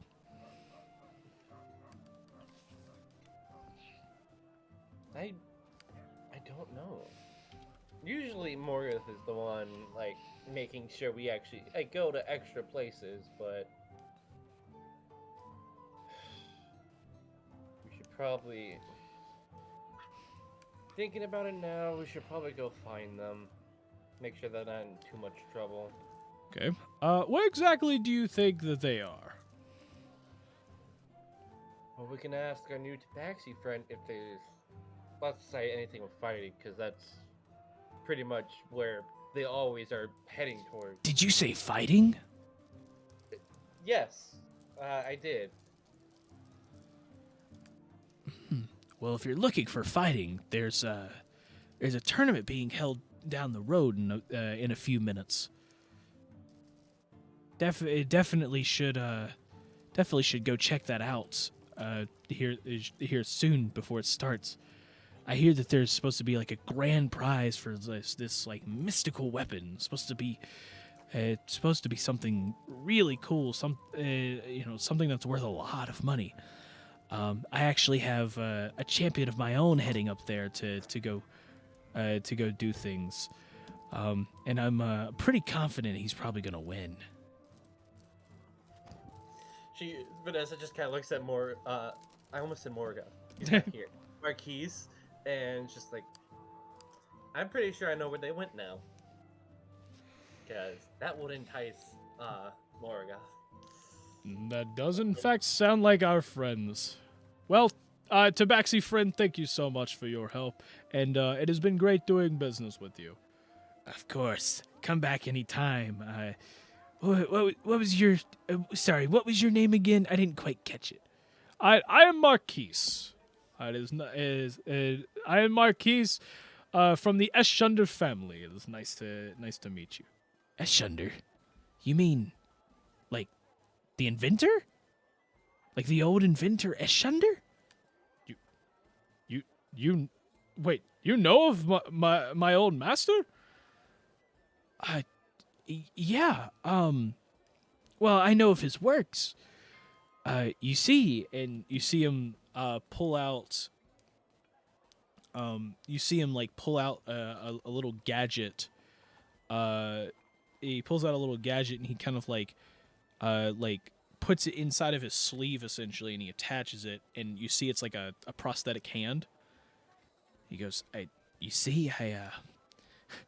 kind of lost his hand a long time ago, and well, I mean, I kind of had a little bit of surgery happened, and I thought I'd never be able to use a hand again. But then I stumbled upon this one day while going around the markets, and he then shows on the back of the wrist from where it connected. You can see that there's it has the name Eschunder on the back. And he goes, I've researched into it a bit. It's a great inventor. I mean, it is unfortunate that he passed such a long time ago. Would have really liked to meet him. Well, you are in fact looking at one of his inventions. Dr. Eschunder was in fact a very bright man. Was very great. I do miss him dearly. And I don't think in all of my days he met a tabaxi, which is a very unfortunate fact. So if he was ever to meet you, I think he would be very happy. He always liked making new friends. I see. Well, my condolences, friend. Well, good luck, and if you see my champion at the tournament, tell him Slither says hi. Of course. You have a great day, friend. You too. And Marquise turns back and he goes, well, we should probably go head off now. But, I'm looking at this now, and like Vanessa's over encumbered after adding all the. So you just see her like her knees kind of tremble, like You're not on. You just walk slower. That's all it is. I thought it would be funny though. Just like she's just on her knees, and every time she tries to take a step, she's more of like sliding her knees into the sand, just like digging deeper and deeper into the sand. It gets back like up to her, like it gets about midway up her torso before she goes, "Can you help me?" Yeah, but no, does it really just like make you walk slower? Yeah, no, it makes you walk slower, and you have like disadvantages on like stealth check. Ah, okay. So she can carry them until. Yeah, you get certain disadvantages. Yeah, you can carry them. Yeah. Okay. I just wasn't too sure. You could theoretically carry up to like double your weight, essentially. So. But yeah, she starts making her way to the tournament. Yeah. And getting ready to heal her friends if necessary. Yep. 'Cause that's what she always has to do. Okay, so you head off to it. You start heading down the road with Marquise as we tune back over to the Three Stooges. So, Three Stooges, all of you are essentially sitting. You're kind of sitting there, kind of like waiting on it. You're kind of like waiting on it to start, and then you see the announcer guy from before kind of walk up to the. He kind of walks up to the edge of the fence there. He kind of hops over and he walks in the middle, and as he does, he goes, "Okay, everyone, I think it is about time for it. So let me go on ahead and start revealing some of the amazing parts of our tournament for today. So, if you guys do not, if all of you do not know, today is in fact the great tournament of the Festival of Agrabah." And you hear a couple people start clapping and cheering and everything. And he goes, "Well, and with that today we have a very special turnout. We have people from all over joining the tournament to the point we are going to have to, in the first round, the first time in 15 years, we are going to have to do duo battles." Yes, it is a great time for us to be able to jump into this and have ourselves some duo battles. There's actually going to be one trio battle that we're going to have. Luckily, we had two groups of 3 fighters come in, so luckily they don't have to face each other just yet. But we do have a lot of people joining this year, so the first round will be in fact taking a lot of people into account. From there, we'll try to divvy out the bracket as best as possible. If you would like to know when you are going up, we will be posting it on the board right over there. And he points over to the other side of the street. He goes, once you get past all the people walking by from the festival, you can then see, if you're in the tournament, you can see when you are going to be going up. To remind everyone on the rules, it's going to be a best of 3 rounds. The first round is going to be dealt with weapons. Of one side's choice, usually Team A's side. If you look at the bracket and you see that you are on the top of the bracket for your match, that means you will be having your weapon of choice first. If you are on the bottom, you are going to be considered as Team B, and yours will be up in the second round. Essentially, it's the best of 3 rounds, so the first one to get 2 rounds wins the match, and you will move on to the next one.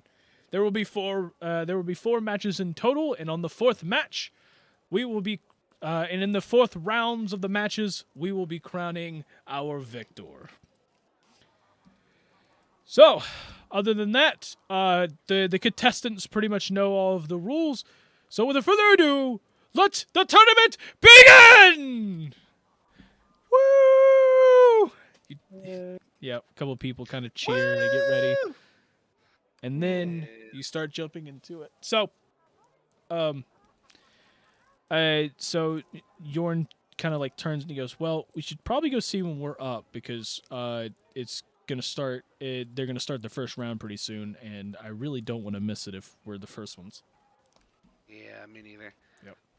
So he kind of drags both of you over there. You get over there and you look at the bracket and you see that all three of you end up in the second round of you're in the second match.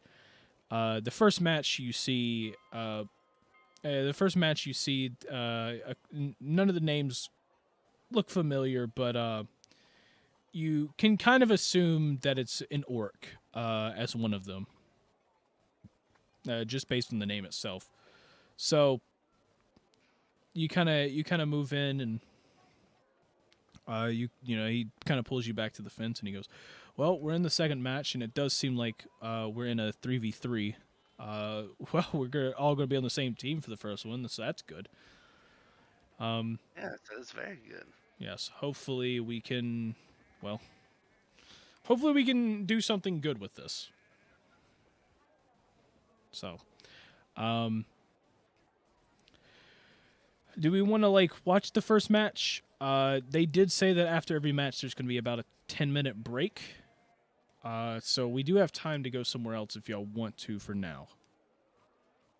I said we can just stay here and watch the match. Okay. Well, I'm fine with that. I will be sitting over here, kind of just going through the spells, through my spells, and see if I have anything interesting I can throw in. Okay. Alright, save me a seat. I'm going to use the restroom. Of course. And he looks around and he looks around as you start walking away, and you just very faintly just hear him look over to Arilo and just go, "There are no seats. What am I supposed to save them?" You can, I guess, sit on my shoulder. And you see him look at your shoulder and he goes, "Nah, I think I'm good. But thanks for the offer." What the heck? Alright, actually, we'll be back. Okay. So yeah. Basically the first round is, you end up coming up against. It's essentially it's an orc and a goblin versus a human and a tabaxi. So they kind of they finally get ready. The announcer kind of announces each one. The first round they end up fighting with daggers. So they all kind of rush in, start trying to stab each other. The tabaxi ends up throwing the goblin over him and knocking him out instantly, and orc comes through, tries to attack them and everything, and the human kind of gets the jump on the orc, and then the tabaxi comes in, basically takes him, puts him back, and puts the knife to his throat, and of course the orc kind of resigns the first round. The second round ends up being with great axes. All of them go in. The orc starts coming in. He's just swinging back and forth at the tabaxi, trying to keep him back. Meanwhile, the goblin's struggling to lift this great axe up in the air, and the human's able to take it. He comes over with it, and he throws it down at the goblin's feet, basically just releasing it, and then he just tackles the goblin, forcing the goblin to resign. And then the orc turns around, seeing this, forces the tabaxi in the corner, and then quickly throws the great axe toward the human. Ends up kind of with the great axe flying through the air, it kind of slashes his shoulder, and the human kind of goes to the ground, and the orc comes charging at him, and he quickly puts his hand up to resign, and then the orc turns around with the tabaxi going to tackle him. The tabaxi tackles him and then pulls out his brings out his claws and just starts scratching the orc over and over until the orc kicks him off, kind of scurries back a bit to try to grab a weapon, and then tabaxi he's up throwing his great axe. He picks up the great axe and just throws it, and it lands right next to his hand, trying to grab another one. At that point, the orc just kind of stops there. And as that happens, you hear the announcer go, "Well, it seems it seems we have ourselves a winner. We have ourselves some winners here. So the first round goes to Team A. Team B has been knocked out of the tournament. We're going to give it a few minutes, and then we are going to be bringing in the next round of contestants." That was a stunning display of martial prowess. Yes. Well, okay. Seems we got a bit to look out for. That Tabaxi seems to really know what they're doing.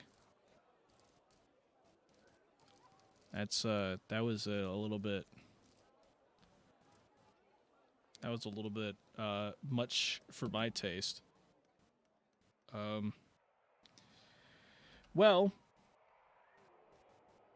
since we're waiting a minute, All right, I'm back. okay. Well, since we're waiting a few minutes before it starts, do we want to come up with a strategy? I mean, the first battle we're fighting in is a trio battle, or is it a?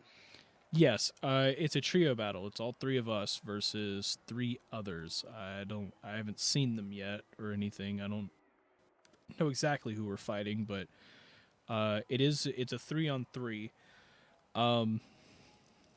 So I don't know. Based on like the rules of this, it seems they're gonna choose one of ours. Like one of our weapons as the first one, so it could either be a greatsword or unarmed. So Oh, great. That's yeah, we'll have to see, but we'll have to figure that out.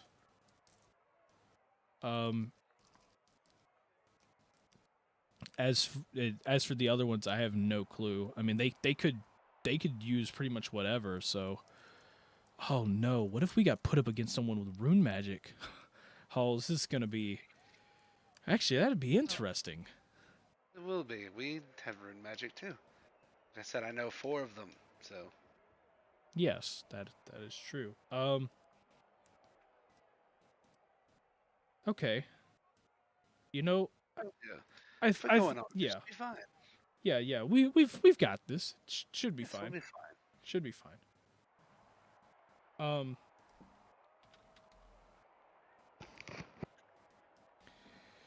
Well, I'm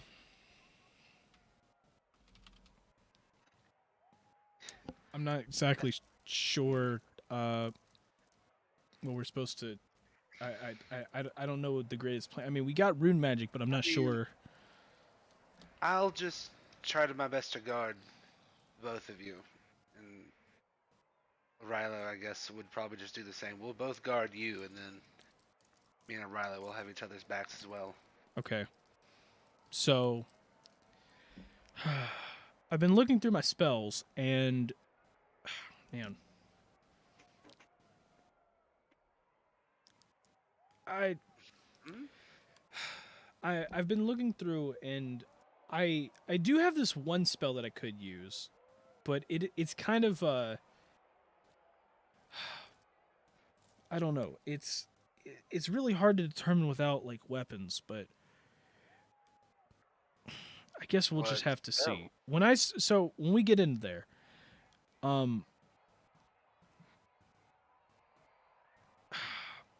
if I say to move, just as fast as you can, just run out of the way. Okay. Just run straight to the edges of the fence. Just be careful not to get pushed out of the fence. Got it. So I will do my best not to hit you, but I'm sorry if I do. Okay. Okay. Well, I guess let's get ready for it. Yes, let's. So, with that, you see him kind of like rummage through his stuff and everything, and then eventually, like you see the other team show up, you see that it is two humans and an eDIOCRACY. They end up walking up to the edge of the fence, and they start hopping over. The announcer goes, "Okay, it seems that we have our next match for this round of matches.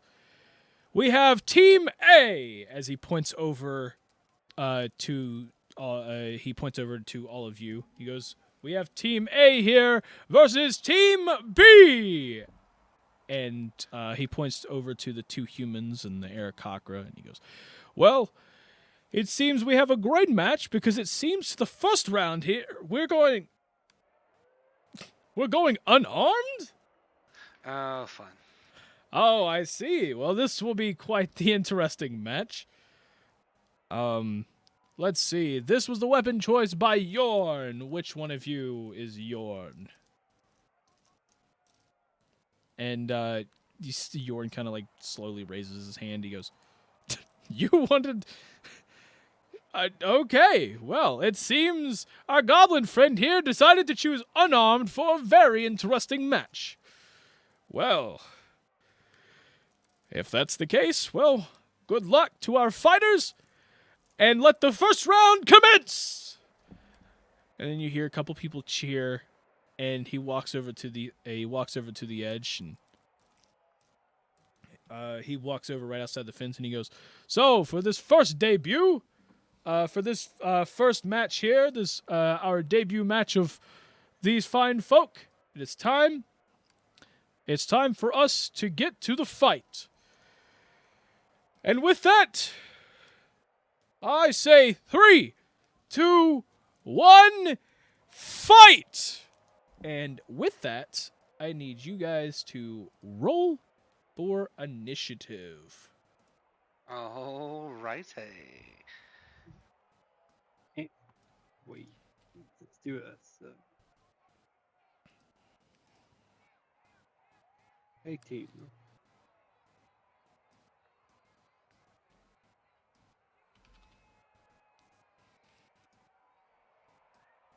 Okay.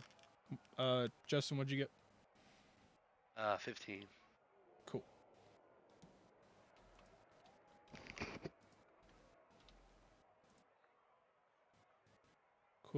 Cool. Okay. So, we're going to be hopping into this. Do we have a battle map? Yes, give me a minute. Okay, I was just wondering 'cause I didn't see it yet. My bad. Do.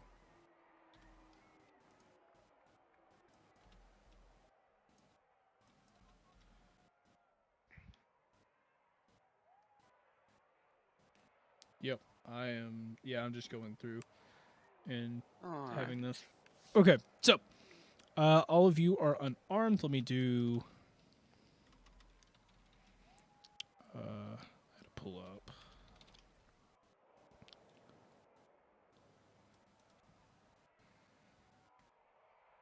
That.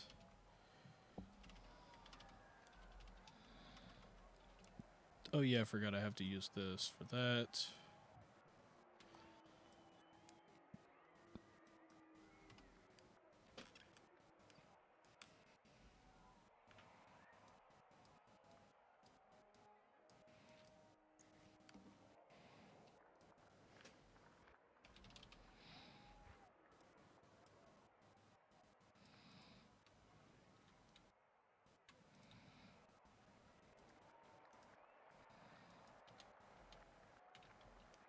Why is that not working? Oh, there we go.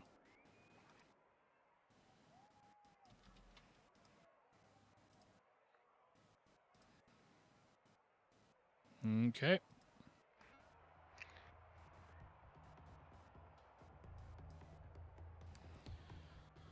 Whew! Okay. Wait, did I not share Discord stuff at all? No, that's why I asked. Got it. Okay. So. There it is. Yep. So, we are going to tune over to the battle map, which should be this. Wait, it's one of these buttons. Which should be this one. Yep. Okay, over to the battle map. Here we go. Okay, don't mind the other part. That was just part of an old map. I'm using an old map. Okay. Okay. That's fine. So, this is your battle map. So, to start us off, we have Orilo. Remember, you are supposed to only use your fist for this fight. Okay, got it. Yep. Okay, I guess I'll just run right in there. So you're running up here?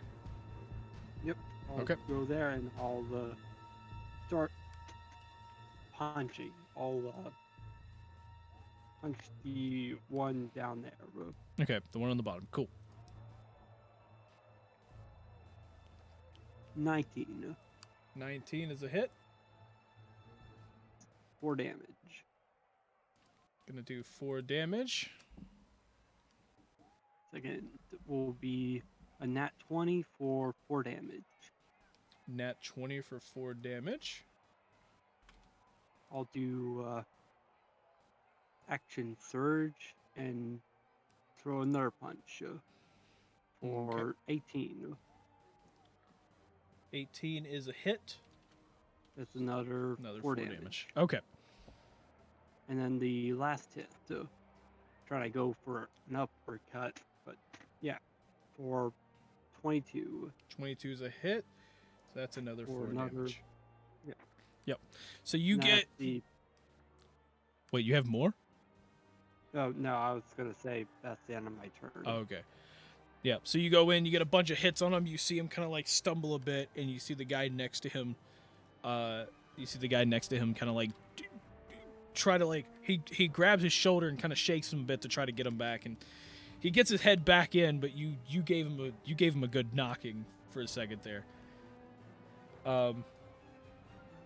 Next up is the eDIOCRACY here, who like looks straight at Yorn essentially, and just flies straight in, just like right up to Yorn, and attempts to start swinging at him. Let's see. Give me a sec. I need to measure things out. Yeah. Okay. So basically, it dives straight forward, going for like a dive attack, essentially.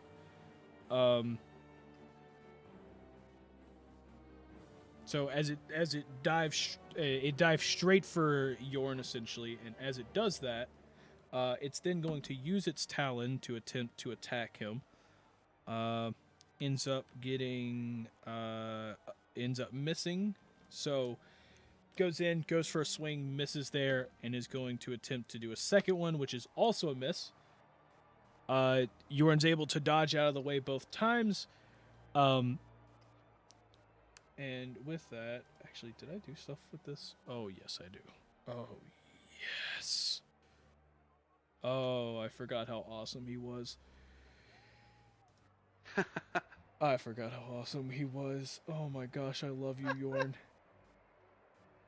Oh, man. He's glad to have him back now. I broke him before. Oh my god. I broke him.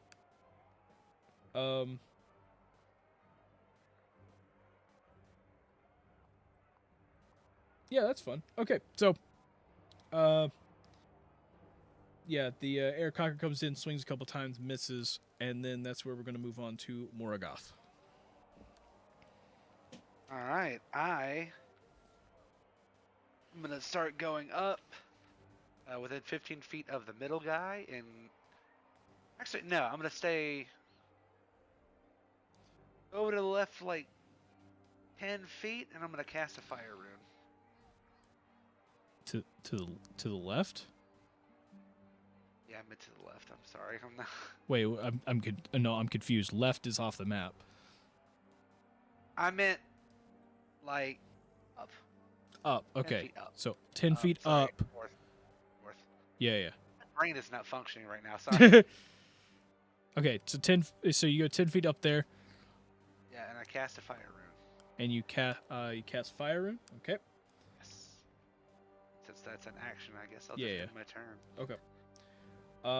On to next one. So, the guard here who has been knocked around a bit, then kind of like he then kind of like he kind of like swings at Arilo, with a bit of anger.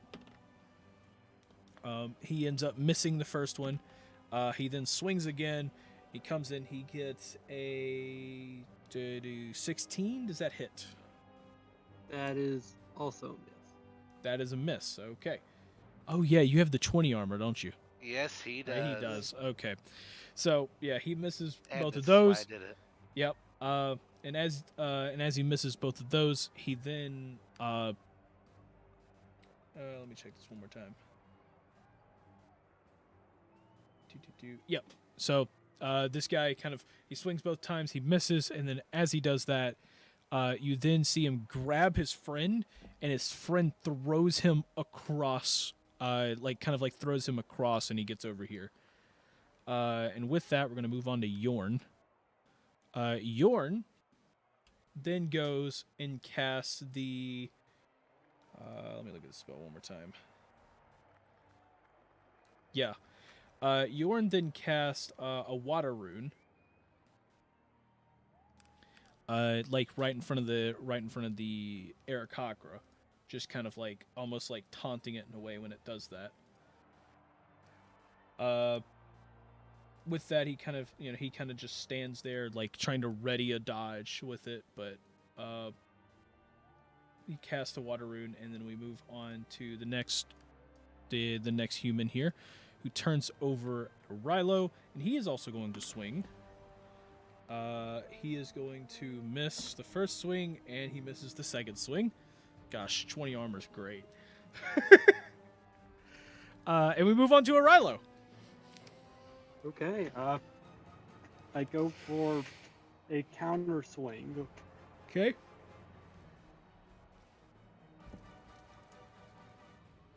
Get 11. 11 is a miss. So I swing one fist, I swing the other, and I get a 9. Which is also a miss. And he's very nimble. Yep. That's the end of my turn. Okay. The eDIOCRACY then starts swinging at Yorn once again. Let's see. He ends up hitting Yorn with this first hit here, which is going to deal 6 damage. He is then going to swing at him again. Ends up getting a little cheeky hit there as well. Ends up scratching him once again with the talons, also dealing another 6 damage.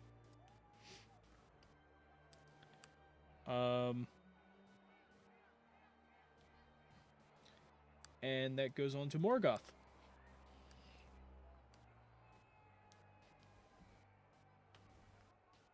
Alright, so I'm gonna move up. Can I walk and keep the fire rune I already No. have casted? Nope. Shucks. You have to stand still. Am I 15 feet of the... Yeah, I'm within 15 feet of the guy of Yorn, right? Yorn, the eDIOCRACY? Yeah.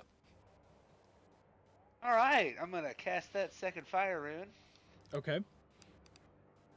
Actually, I might not cast flamethrower. I kind of want to see what a third fire rune does. That's all you. I'm not gonna risk it. Cast the second rune and cast flamethrower on the eDIOCRACY. Okay, so you're casting flamethrower? Yes. Cool. What do I need to roll for? It's Hang on a Constitution. What is your DC? second. Let me look. DC is 14, I believe. Hang on. Yes, 14. Okay, DC's 14. He ends up getting a nat 20. So he takes half damage, right?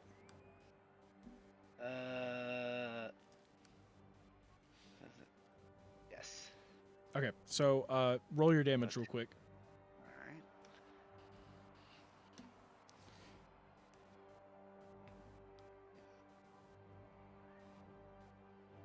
3 damage. 3? Well, what'd you get? It's 3 is with half. It's 6. All right. 6. Okay. So you end up going off, you cast it. As you cast it, you then see like the runes like light up a little bit brighter, and you realize that you are like you're standing inside that circle. And because of that, it ends up firing out at double the power, so you do all full 6 damage to it. Oh, fun. Yes. So you end up doing the 6 damage to it. Basically burning the eDIOCRACY a bit, and as it does that, you see it turns towards you kind of angrily. All right. If only I could cast like Booming Blade on my fists. I can't do that. I guess that's the end of my turn. Yep. On to the next one. So you have this guy here. He is going to run over, and he is going to step there, and then he is going to grab his friend. And he is going to take his friend, kind of do a little spin motion once again around, and he is going to chuck his friend right past Orilo over here. And then after he does that, he is going to swing at Orilo, getting a 20. He gets a dirty 20 on that. Ooh. So that's a hit. And he is going to deal. Did Riley just say that's it? Is that all you've done? That's it. That's all you've done.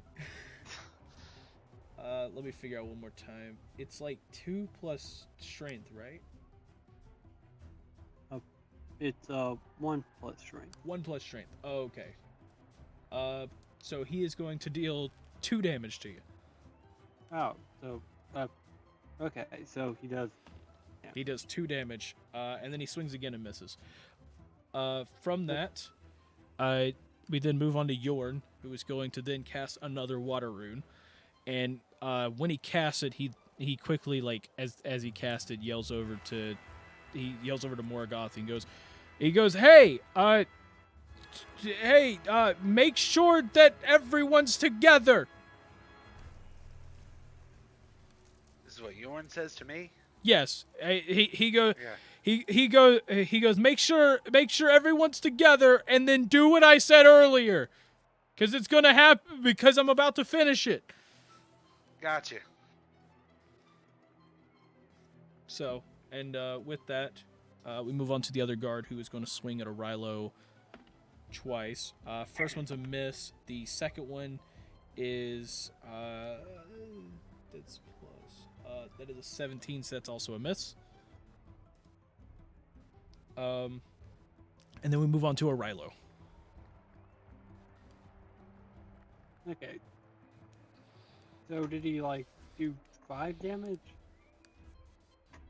And was reduced to 2? No. Oh, okay. No. Okay, he just did 2. Okay. Yeah.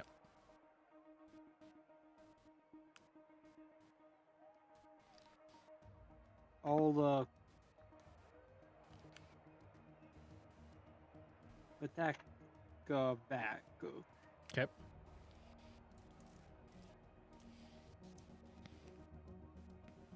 And I get a 9. That is a miss. I attack again, and I get a 23. 23 is a hit. Okay, I'll do 4 Wait, damage. which one are you and now tagging? I'll Are you do- tagging the left or the top one? Oh, the top one. Top one? Okay. And then that is 5 damage or 4? 4 damage. 4 damage. Cool. Yep. You hit him. And I'll You see just- him kind of stumble a little bit as you give him a nice wallop there. Okay. Now I'll just move down, giving them both opportunity attack. Okay, so you're gonna move. Are you going all the way down to the edge? Just 5 feet. 5 feet. Okay. So,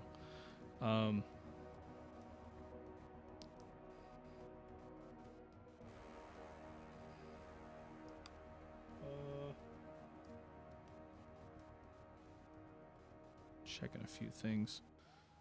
Yeah. Okay, so you move down 5 feet and you see you see Yorn you see Yorn quickly look around the Aarakocra and he goes Arilo this way, and he points back like towards the fence behind him. Oh, I'll move that way. Yep. So that's how far? Like all the way, or? I'll just go all the way. Okay. Actually, wait a minute. That'd be 30 feet right there. So you can go here. Okay. Yep.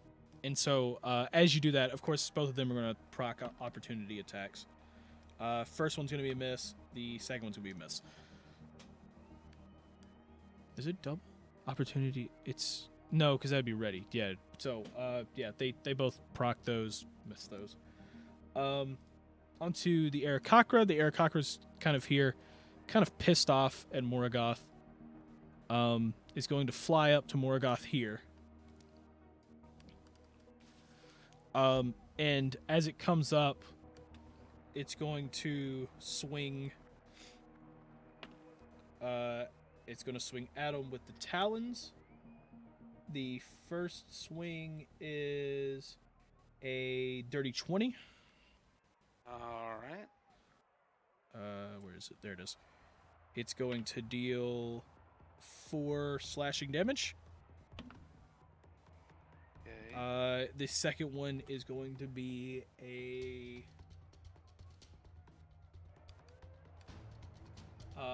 10, which is a miss. Yep. And so after it does both of those swings, you know, you get hit with the first one, you're able to dodge the second, and then you see Yorn point. You see him point toward the other fence, like in this direction, kind of insinuating that the Aarakocra needs to go this way. The Aarakocra needs to go to the right. Okay. So I see what he's talking about then. But yeah, so he was kind of like pointing, and that where we leave it to your turn. What do you do? I immediately take his advice and I use all my movement to go towards the other fence.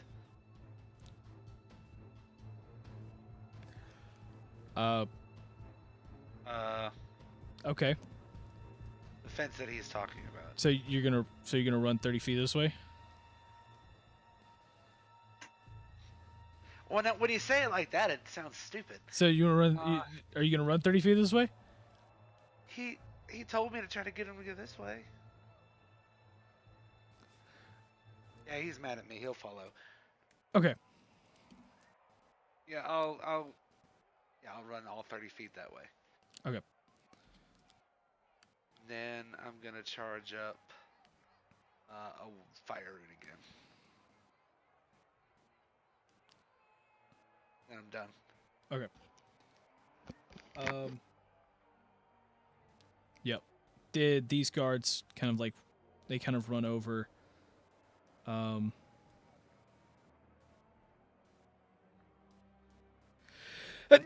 This one runs up to Yorn. This one runs up to like a Rilo right here. This first one's gonna swing at Yorn. Oh wait a minute. Actually, this one doesn't move. I lied. That one doesn't move. I lied. First one's gonna swing at Yorn. It's gonna miss the first swing. It's gonna miss the second swing. And then moving on to Yorn. Yorn then casts he casts a water rune. And like as he casts the water rune, you then see kind of like summoning from slightly under a Rilo all the way up. Actually, wait a minute. No, basically this entire line here, you see water kind of form, just like right there, and then you see Yorn go. You then see Yorn kind of like almost in a disappointed look, just goes, I'm sorry, and he just like pushes his hands forward, and you see basically a huge water wave appear from here, just kind of like it comes up here and then it blasts backwards.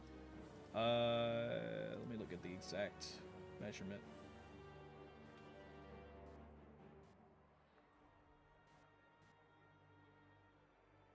Yeah. So it basically moves forward. Oh, I can't grab that corner. Okay. But essentially it moves forward 30 feet, which is how gosh, these measurements are weird. The measuring tool's very weird. But it moves forward 30 feet essentially, like so all the way out to here. And he just pushes a water wave all the way across. Causing everyone within this, including Arilo. You have to make a strength saving throw. Oh, good. Okay. I got 20. Go. Well, O'Reilly's fine. Yeah. Just you got a what? 16. 30, 20. 30, 20, and a 16. Let me go to this. Yorn.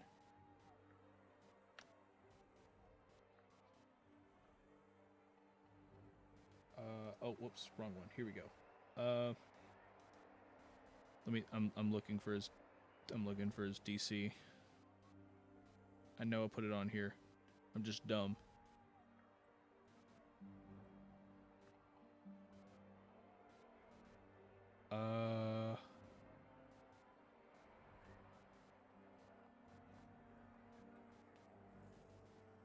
That is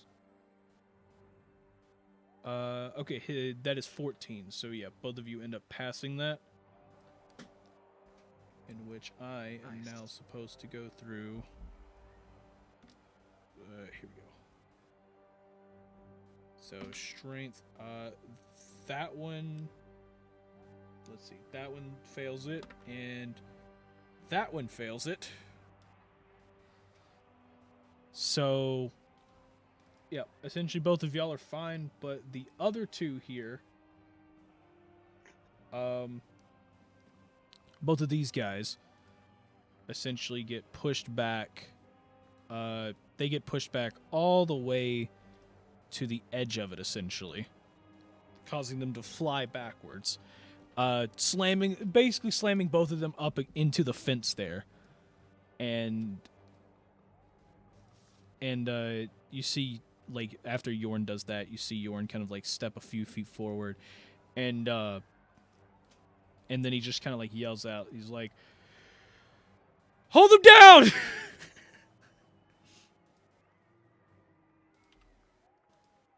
And so with that, we move on to the other guard here, who's now angry at Yorn. He's gonna run back up and he's gonna start swinging at him. That's gonna be a miss. That's also gonna be a miss. Moving on. Arilo. Okay. Gonna save. I'm gonna save him. I'm going to move up. Okay. Start punching though. Okay. Actually, I'm gonna grapple though. Oh, you're gonna grapple him? Okay. Yep. Give me an athletics.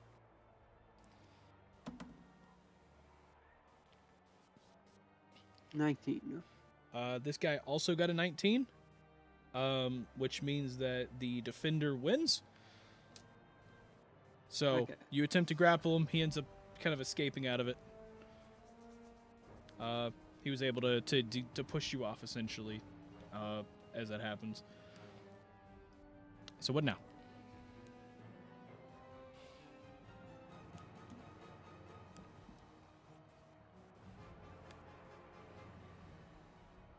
Is that all?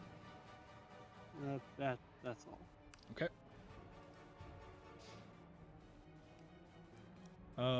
We then have the eDIOCRACY. Kind of after seeing the whole wave, the tidal wave, he flies in behind Yorn and is going to swing at him. First one's a miss. The second swing of the Talon is in fact a miss as well. Morgoth, on to you. All right. I'm gonna run up to the guy that's closest to the fence.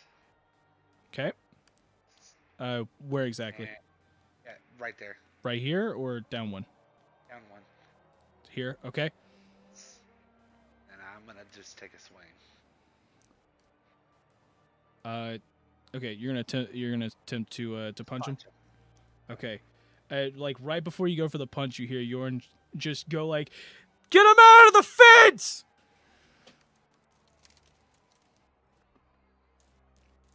Okay, well then, before I go for the punch, I accidentally rolled, but Yeah, you essentially feint the punch. Yeah, we'll say you did that. yeah, I feinted the punch, and I'm like, oh, okay.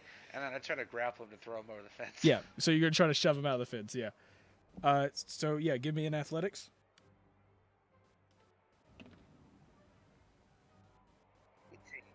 18. This guy got a 4, so you're able to push him back. You're able to push him back 5 feet, throws him right out, and as that happens, you see a bunch of people kind of like back up out of the way as he falls out, and the announcer goes, "One side of Team B is eliminated.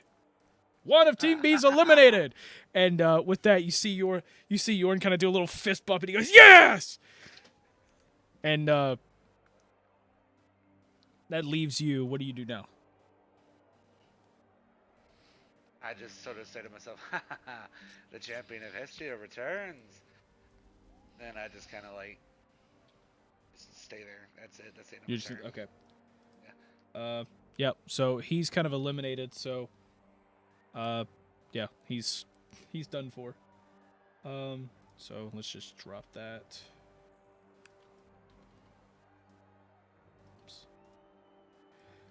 So next up is Yorn. Essentially, you see Yorn. He's kind of standing here, and he ends up casting himself. Where is it?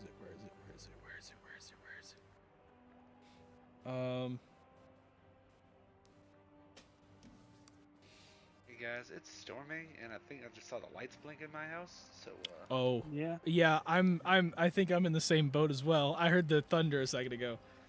yeah. So, listen, if I just- I'll just Yeah, if I just cut out randomly, just assume that like we'll just continue this next time. Well, yeah. I'm pretty sure we'll all cut off. Yeah. So Yeah, it's true. Yeah, that's gonna be fun. 3 of us are in close proximity of each other. So Yeah. yeah. Just wanted to say something.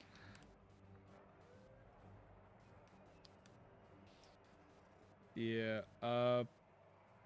Looking through this.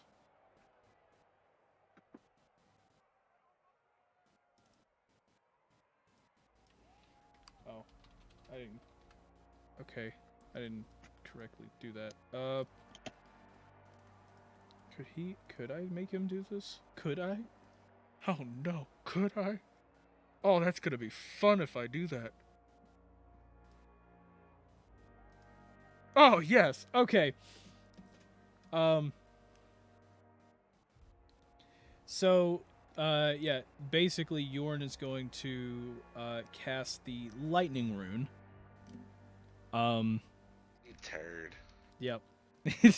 He's going to cast the lightning rune essentially. As he's kind of just standing there attempting to dodge attacks. We move on to the guard, who is going to, after seeing everything, swing at Yorn. Miss the first swing. The second swing, he ends up hitting him, dealing 2 damage. And we move on to Rylu. Okay.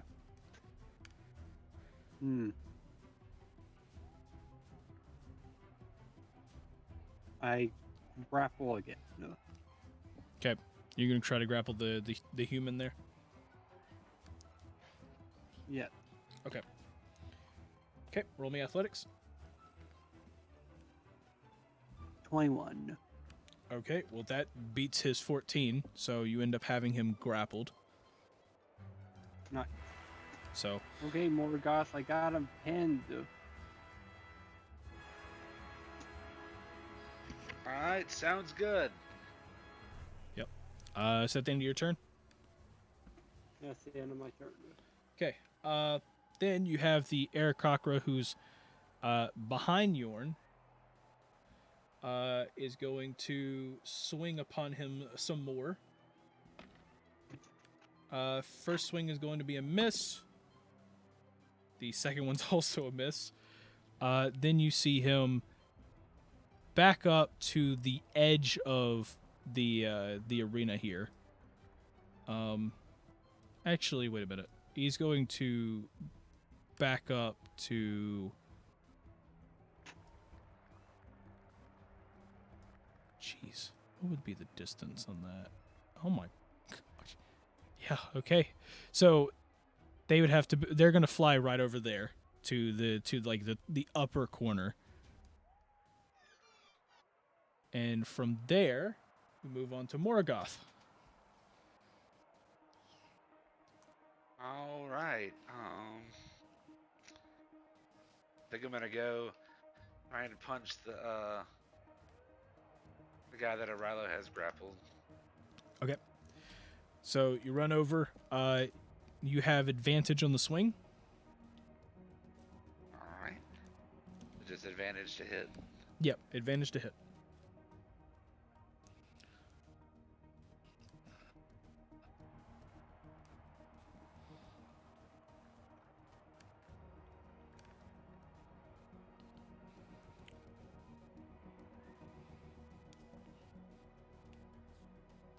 Hang on, I didn't show it. Sorry, I clicked and then it clicked off. 17. That is a hit. All right, and that's just 4 bludgeoning damage. Okay, for bludgeoning.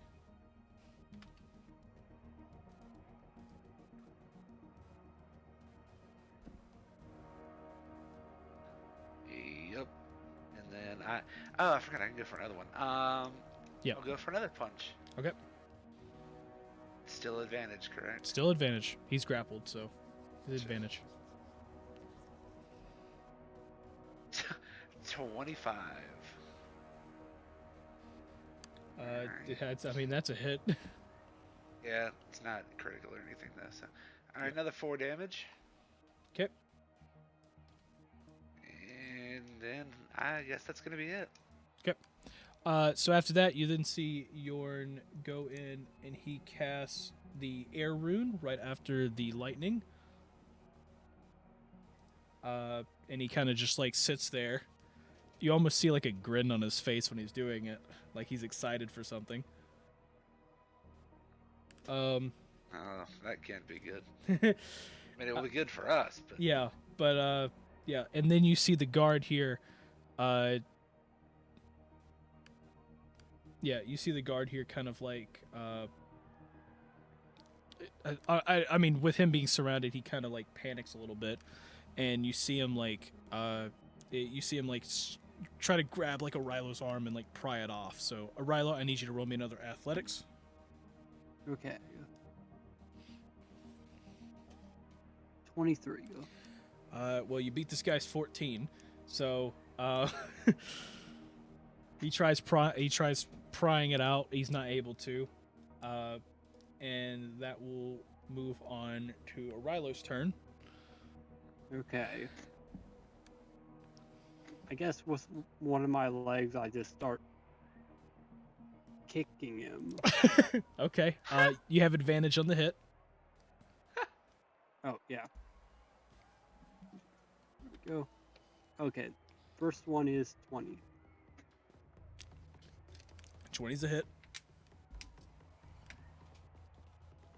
So that is 4 damage. Dang it, keep. That's another 20. Go. Another 20, so another 4 damage. Okay.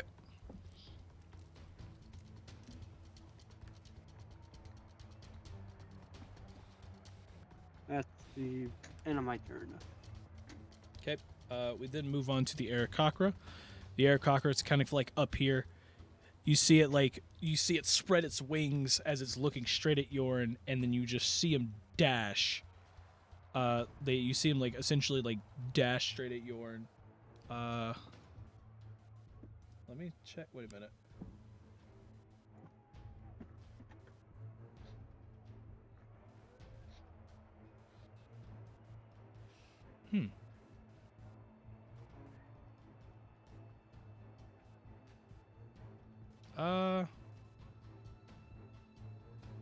You know what? I'll count that.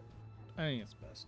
So it's gonna basically charge forward, and like as it like stops here, it quickly does a quick like left hand swing, like talon essentially, like swings its left talon like as it's landing, right next to Yorn, swings very quickly.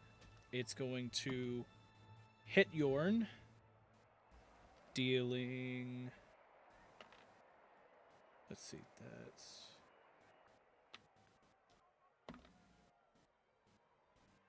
that's going to be 8 slashing damage to Yorn. And then it is going to quickly turn and swing again. This one is going to be a miss. And so as it does that, it then jumps back 10 feet. Like uses his wings to jump back 10 feet, essentially. Moving on to Morgoth.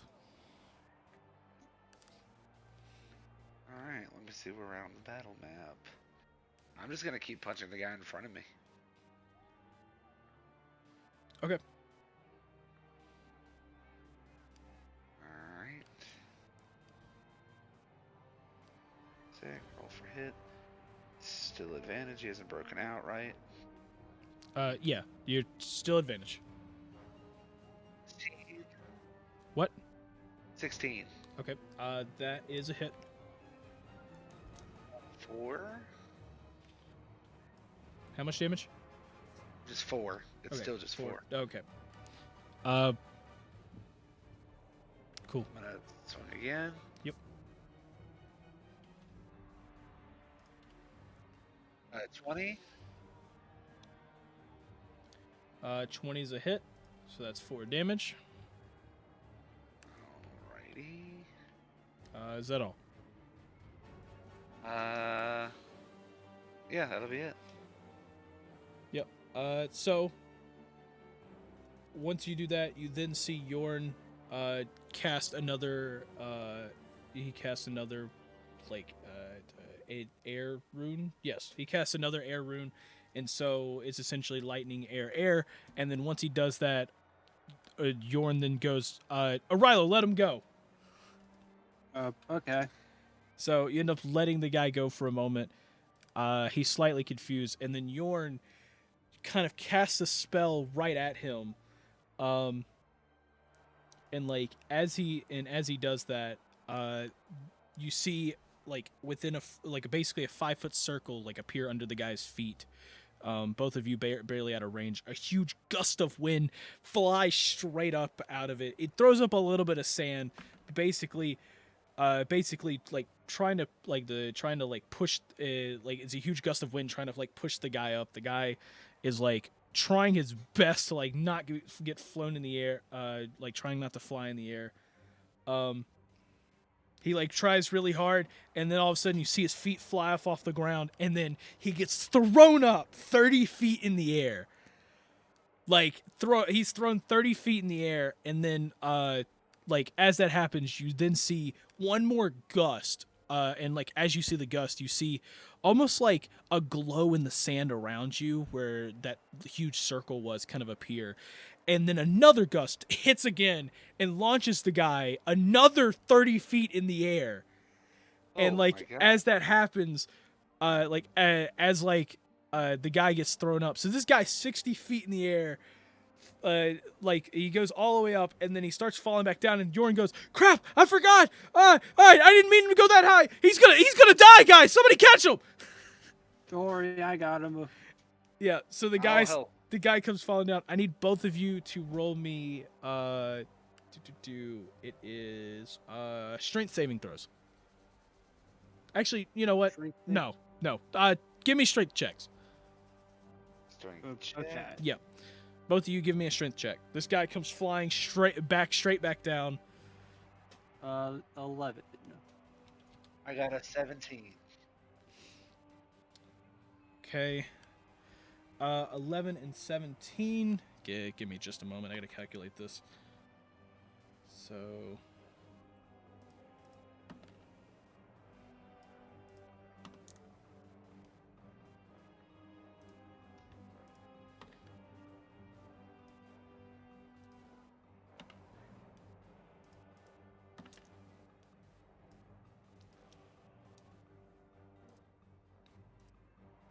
Okay, so the guy comes flying straight back down, and you go to catch him. You essentially go to to attempt to catch him. And oh wait, Morgoth got 17. I got a 17. Okay, so it comes back down. Orilo goes right through his arms, but Morgoth was able to catch him just a bit, dampen the fall. So as that happens, the guy he still hits the ground kind of hard, but you're able to catch him a bit, slow down a bit of it. The guy still takes 14 falling damage. It knocks him out instantly. And as it basically it knocks him out, makes him unconscious, and Yorn's just like, "Oh, thank you. I thought I was about to kill him." Yes, that was way too close. Whew. Yeah, that was really close. And as that happens, you notice the eDIOCRACY once again spread its wings, about to dive onto Orilo's turn. Okay.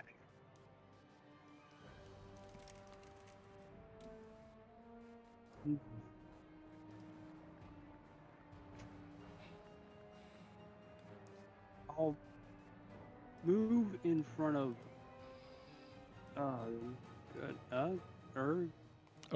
Yorn? Yorn. Okay, so you're gonna move up here in front of Yorn. And when he dives down, I'll punch him. Okay. Well, I mean, he's right on there. the He spread his wings, but he's not flying. He's on the ground. Oh. Yeah. And I'll grapple him. Okay. Cool. Okay, give me an athletics. 16. This one ended up getting a 19 on its acrobatics, so it was able to dodge out of the way just in time. So.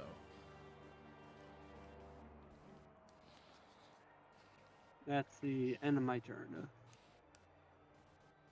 Okay. And with that, move on to the eDIOCRACY's turn. The eDIOCRACY, of course, dealing with you essentially. It looks over at the goblin who is trying to somewhat hide behind you. This thing flies around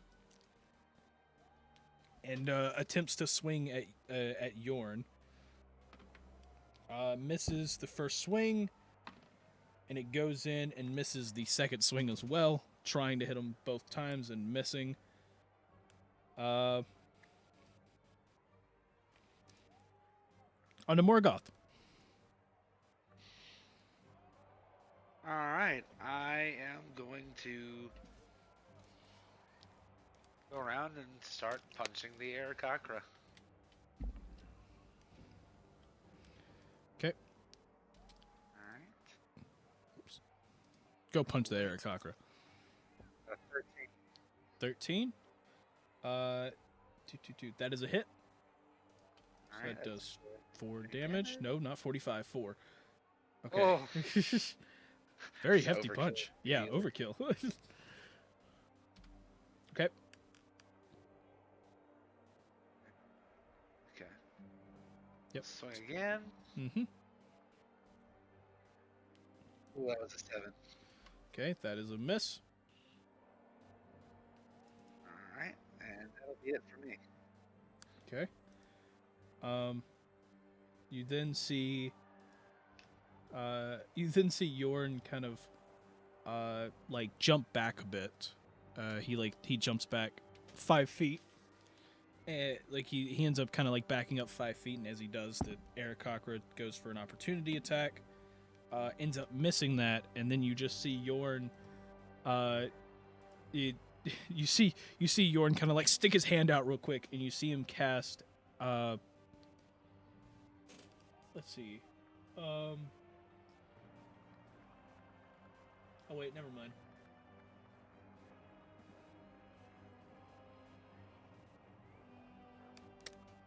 Wait a minute.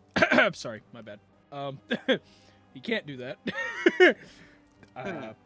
He can't. It would have been somewhat cool, but he cannot do that. That is a thing he cannot do. He can only do that under certain conditions. And okay, cool. I made him broken, just not too broken. So he quickly, with the enemy being right there, he quickly then. He cast a rune. He ends up casting a rune real quickly. Right? Wait a minute. So that does. Oh, okay. I see now. Ooh, I should have done that earlier. Fun. Okay. So here's what he's gonna do. He's gonna back up. He's then going to cast a rune. It is going to be. It's gonna be a great rune. It's gonna be an amazing rune. It's absolutely amazing. It's something you would have never thought of until now. It's gonna be awesome and absolutely amazing. It's gonna be awesome. I'm telling you, it's the greatest thing. The greatest thing ever. He's gonna cast a water rune. Cool. Yeah. And then we move on to Orilo. Okay. Is the actor? Is the bird on the ground? Yes. Okay. I'll attempt another grapple. Okay.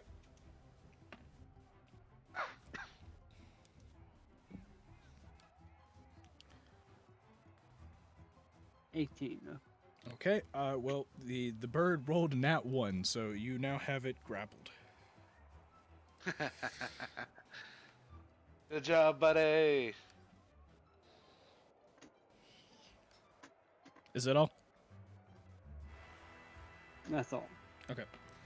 It is going to immediately attempt to break out of it. I need you to give me an athletics.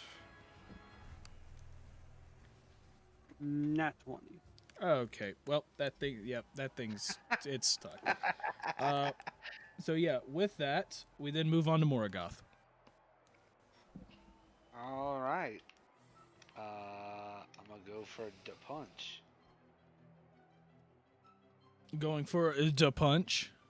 A punch. Okay. 1, 4. If it will roll, that would be nice. What? Okay, hang on a second. Don't you have dice? Oh, well, I mean, I didn't use advantage, but can I have that? What a 22.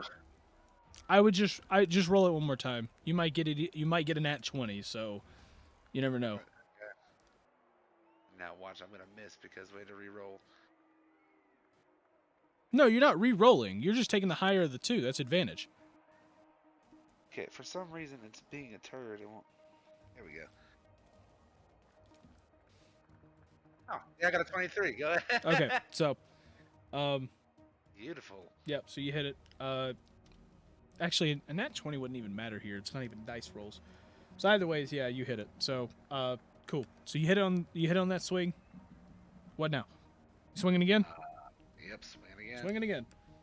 Trying to play this one legit, not cast spells yet. Mm-hmm. Swing it again.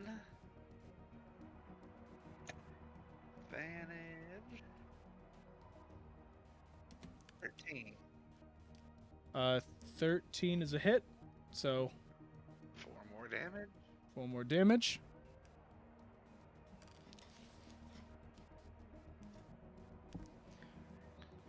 I guess that's gonna be the end of that turn. Okay.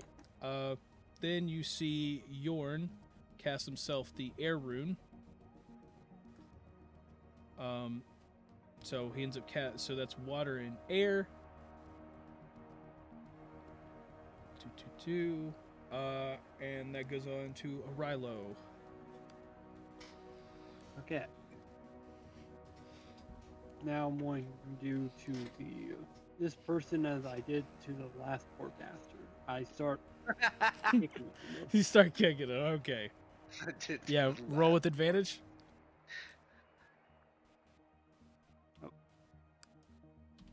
The first one is 24. Okay, that's 4 damage.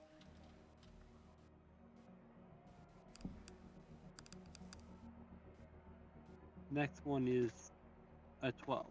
That's another 4 damage. Is that all? That is all. Okay. Aircrocra, it's going to attempt to break out. Roll me athletics. 17. Okay, you end up beating the 15 on this. And that leaves us to Morgoth. Heck yeah. Dude, I'm just gonna punch him.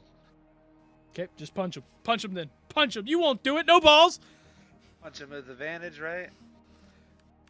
Yeah, punch him with advantage. I keep forgetting if they're grappled or not. 25. That is a hit for 4 damage. And then, guess what? You guessed it. I'm gonna do it again. You're gonna punch him again. I'm gonna keep decking him in the face. Dang it, I did it again. Don't count that. Did what? Nothing. You did just an unarmed strike, right? Yeah. Oh, no. I just accidentally hit regular roll. Oh, well, it doesn't matter. So nat 20 doesn't actually increase unarmed damage unless you're like I a know. monk. So either way, you're doing 4 damage. So you end up punching him again, and you see that this Eric Cockroach just kind of like sitting there, like on the brink of being knocked out after all the hits. This dude's a. Oh, the. I know. Yeah, is that all? Yeah, I guess that's it. Okay. Yep. And so after you do all of that, you then see Yorn cast the air rune, so water, air, and air, and you see a bunch of water particles get sucked from the air and form into a small bullet, and then you just see them, like you see this like bullet-shaped like droplet of water form in front of them, and then you just see them just flick it. As you see this water bullet like fly straight at the Eric Cockro, where I'm going to roll for that now.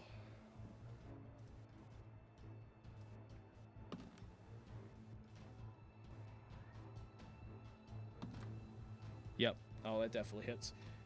So he ends up getting a 17 on that hit. So you see this this water bullet essentially fly back at him. Or like fly at the air cockra, ends up hitting it kind of like in the chest essentially. How much damage would that be?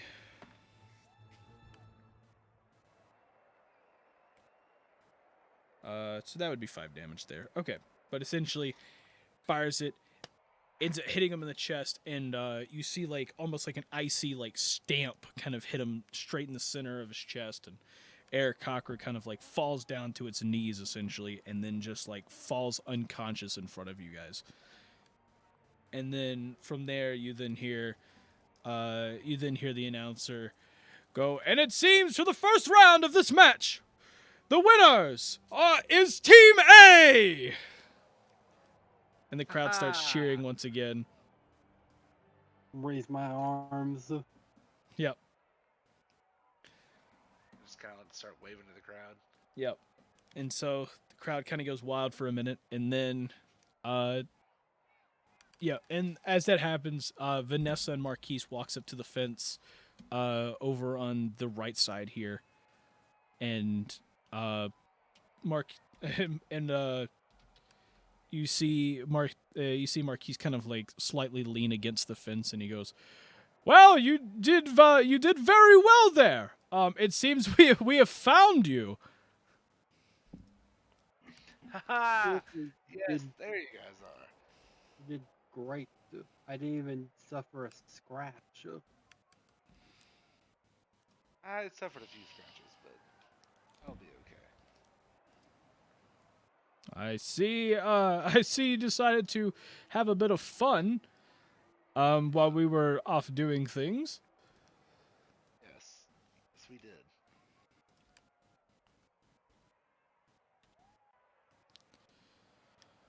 So, Yes. yeah. Y'all have a few minutes. Before the next one. So, what do y'all plan on doing anything in the time being, or just jump straight to it? Not much. Vanessa, Yes, you want to say anything? Yeah. Yes. Are you guys doing something stupid right now, or you guys actually have a strategy this time? I'd say we had a pretty good strategy. Yes. I ended up throwing a guy 30 feet in the air, 60 feet in the air. It was supposed to be only Yorn, 30, shut but it up. was 60. Yorn, shut up. Shut up. Shut up. She wanted to know. Talk about. You don't need to tell her everything. You just going to snitch that you almost killed a man? Okay. Well, I mean, We've killed many people. I mean, this one Honestly, it doesn't phase me anymore. If you guys, I don't think he was gonna die, but he was definitely gonna this is definitely break going a to have a. few bones. it was definitely going to be paralyzation if he wasn't dead. I was gonna say he was gonna have a bad case of not walking for the rest of his life. Yes. I'm glad. I'm kind of glad Morgoth got him. I completely forgot that rune magic's kind of empowered here and everything, and yeah. So, about the healing, if any of you actually need it, I'm gonna be over here. Okay. I'm I think we're fine for now, but I do appreciate it. She just kind of gives a thumbs up. Yep. You Before- kind of give a thumbs up, and then you see Yorn's got bruises all over him. and she's gonna kind of whisper healing word to him. So it's not like, oh, we're good. Just get slapped in the face with healing magic. So, how much is that gonna heal? Let me roll it real quick. Also, Arilo, did you take damage? No. It was all absorbed by my heavy armor mastery. Oh yeah, I forgot you have that. Okay. I actually rolled cure wounds. Give me a second. Cure That'll wounds. be 10 healing. Okay. 10 healing. It'd be funny if Vanessa's like whispering healing words. She just grabs Yorn by the shoulder. Just goes, heal, you stupid bastard! Vanessa heals him calmly. Yeah. Vanessa says healing word calmly. Grabs him. Healing word! Heal! What is wrong with you? I don't want to lose you again. Okay.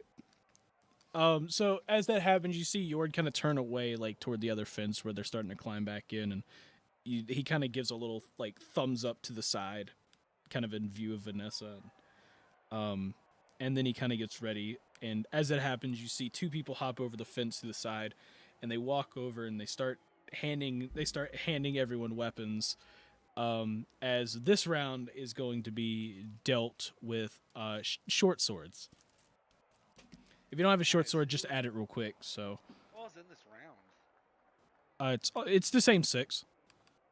Oh, I forgot there is. Yeah, people essentially, yeah, they essentially woke them up. Oh, So okay.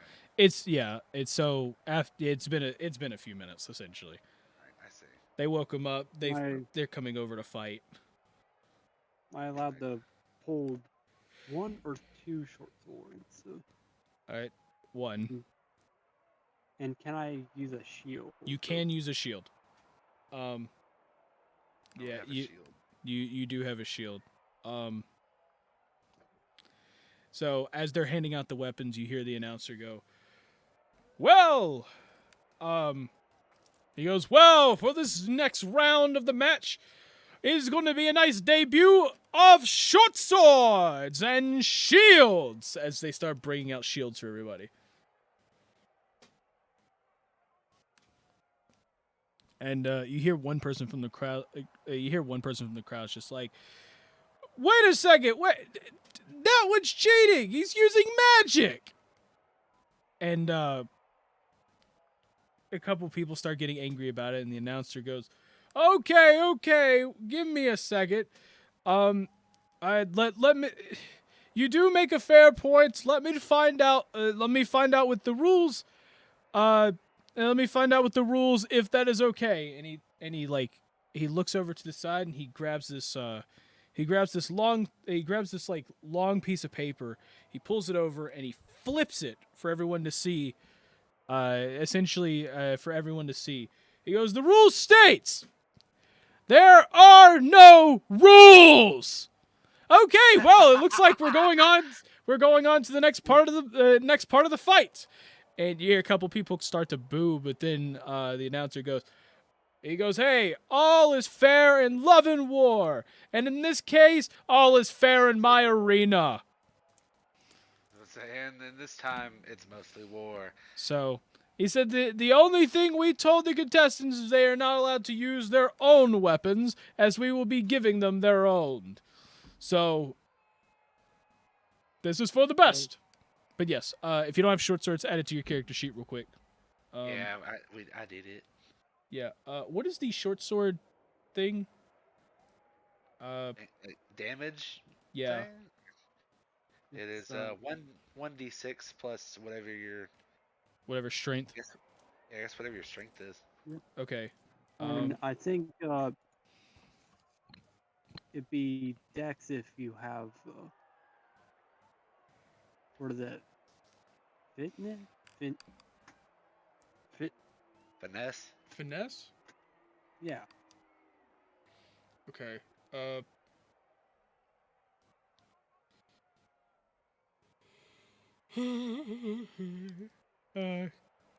Yeah, give me a sec. So short sword, you said it is a D6?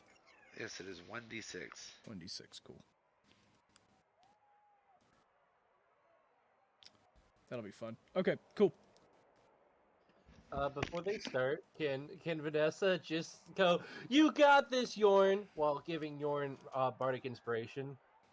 Sure. This guy says just cheering. Yeah, no, sure. Go ahead. Yorn now has bardic inspiration. Yorn has bardic. Dude, that's awesome. What is that? Wait, that gives him a. What exactly does that do again? They gain an inspiration die 1d6 for 10 minutes. The creature can add it to one ability check, attack roll, or saving throw. Oh, that's gonna be fun. Okay, cool. Thanks. Yorn has no clue, but he feels a little bit of inspiration from that. He has no clue what you just did, though. Yeah, let's go, Yeah. Yorn! He hears this. He's kind of inspired. He's kind of hyped up. You even see him kind of like bouncing around. He's like, "Oh, I'm ready." So, it's great. By the way, you do have the choice of a shield if you would like to use the shield. Well, I'll like to use a shield. Okay, so you simply just state that to them. They give you a shield, so you can add a shield temporarily. So, oh gosh, he's gonna have 22 AC. Why did I give him that option? This man's not getting hit by anything. No. And I have an 18, so that's pretty good. Yeah, dude, that's gonna be crazy. Okay. Okay, now that everybody has their weapons, it seems that we are going to be jumping into this with their debut of short swords and shields. It is time for the fight. 3, 2, 1, fight! As I need all of you to roll, I need both of you to roll new initiatives.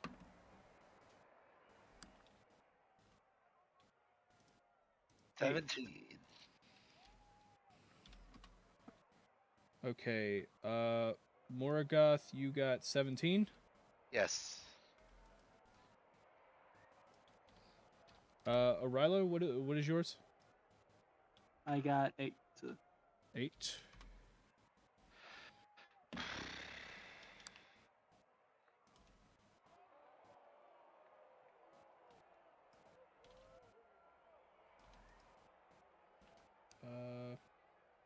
And then that one.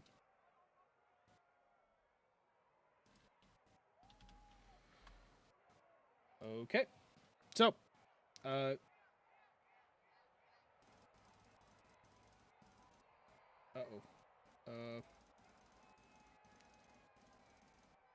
Ew. Uh-oh. Restart. I pressed the wrong button. Okay, there we go. 17-8. So, okay. So, to start us off is going to be Yorn. Of course, Yorn real quickly. He didn't take a shield. So Yorn just goes, "Okay, I'm gonna need both of you. I'm gonna need both of you to help cover me for now. I do have a plan. Okay. I do have a plan. Got it. The plan's gonna be somewhat same as before, except this time make sure that they are in it and you're not, because trust me, you don't want to be in it. So just keep them together. And then Got it. yep, and then you see him.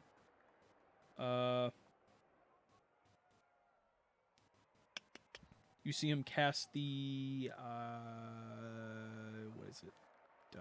The fire rune. Oh. Yep. And we move on to Morgoth. Oh, yep. Battle map.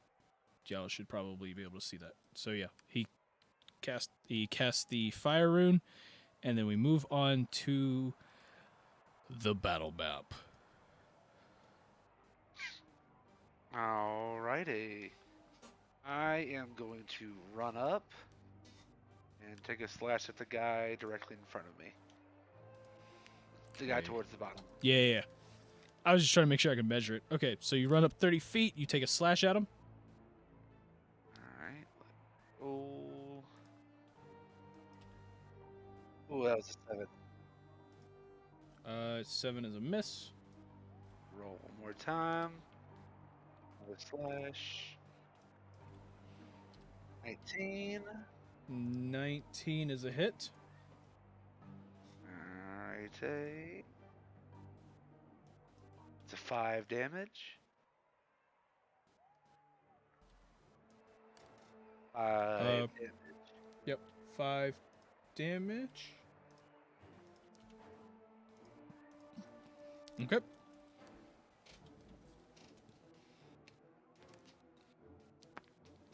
Alright, I guess that's gonna be my turn. Cool. Okay. So, the guy, the human turns over. He is going to swing at you. So he's going to take the short sword. He's going to swing it at you. He's going to get... he's going to get a 22. Ooh, that is a hit. Yep. And that is going to deal 4 slashing damage. Alrighty. Let's see. He is then going to swing again. He's going to be getting himself an 18. 18's a hit, right? Yeah, beats it. Beats it. Okay. He is then going to deal 2 slashing damage. And then we move on to the eDIOCRACY, who is going to fly straight for Arilo. Actually, you know what? Let's fly to Yorn. That's a good idea. It's gonna fly straight to Yorn. So it's gonna fly straight to Yorn. Yorn is gonna use his reaction to immediately cast another fire rune. And then let's see.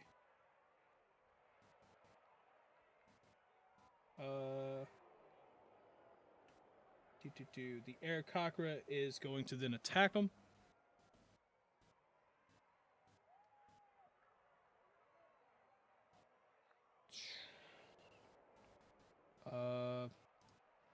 Give me a sec. Where is it?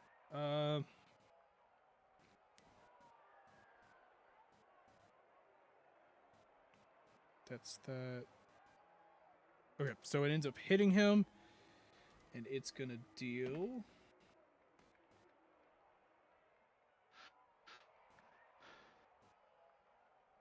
I'm like trying to go through all this. None of these creatures actually have a short sword attached to them, so Oh. yeah, that's fun. Okay, so it's going to deal 6 slashing damage to Yorn. So it comes in, gets a good slash on Yorn. Move on to...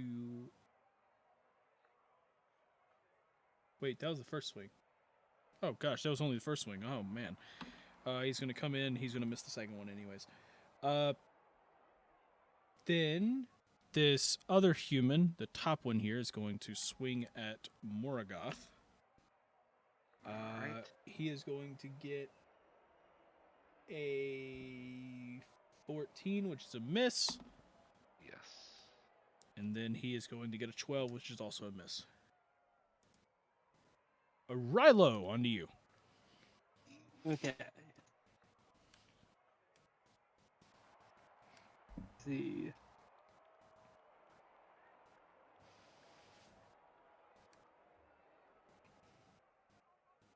How far is the bird? 5 feet. Okay.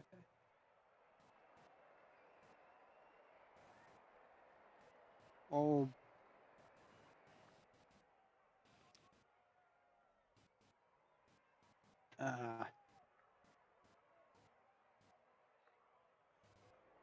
I'll just throw my shield at him. Okay. Yeah, roll for hit.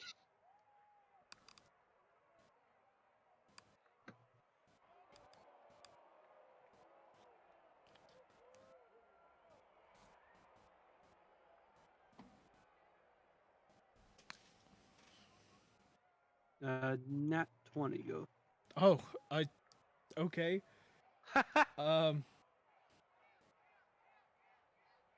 Yeah, that would be an improvised weapon, which I believe is a D4. I think it's D4 plus your strength. Okay, so 5 plus my strength's of 3, so I'll do 8 damage. Okay, so that'd be 8 bludgeoning. You did roll 2 dice because it's crit roll, right? Yeah, I rolled 2 dice. Okay. Just Yeah, one that makes sense for rolled those 5, max and low. Yep. Okay, so you did 8. So 8 bludgeoning damage. You threw the shield, hit it in the side of the head. Shield lands right next to it. Gosh. Anything else? I pick up the shield, if I can. Yeah, you can. Shield landed right next Okay. to it, which is right next to you, essentially. I'll end my turn. Okay. Morgoth. Wait, no, not Morgoth. Sorry. On to Yorn. Yorn is then going to cast another fire rune. And that will be his third one from his craziness. And then he is going to cast a spell. Basically, 3 fire runes together. he is going to. See him kind of. You see him kind of like shoot out some fire in front of him, and I need to grab the actual stats for this. So he fires it out, and it goes out 30 feet, and it creates a pure like precision flamethrower of blue fire. Essentially, it's superheated fire, essentially firing out in front of him. Hits in a straight line, and now both of those creatures are going to be making con saving throws. I need to figure out their I gotta figure out their saving throw stuff. All right, now I know what that does. Great. Yep. Let's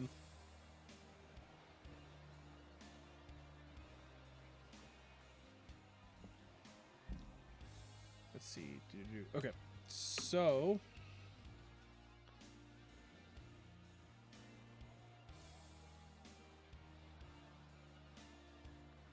Oh, I didn't actually put all of that. Well, at least I know what it is.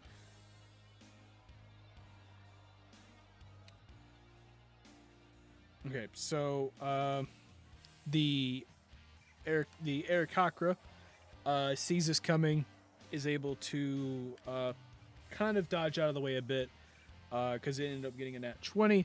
The other one is going to fail that. So the eDIOCRACY, it does that, but the runes itself starts to light up, and then you see a spree of it kind of go out the first second, and then it just like another blast, basically doubling the fire, causing it to superheat, making it like a darker blue almost, and like as it's just like firing out and creating like this superheated flame, to the point where like Morgoth even kind of feels the heat, and it's almost unbearable for him. The eDIOCRACY is able to dodge out of the way a bit, so it misses some of the damage, but it still takes oh gosh.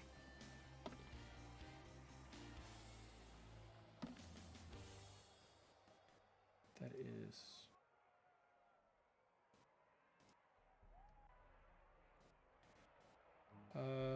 and gosh, gotta grab a calculator now.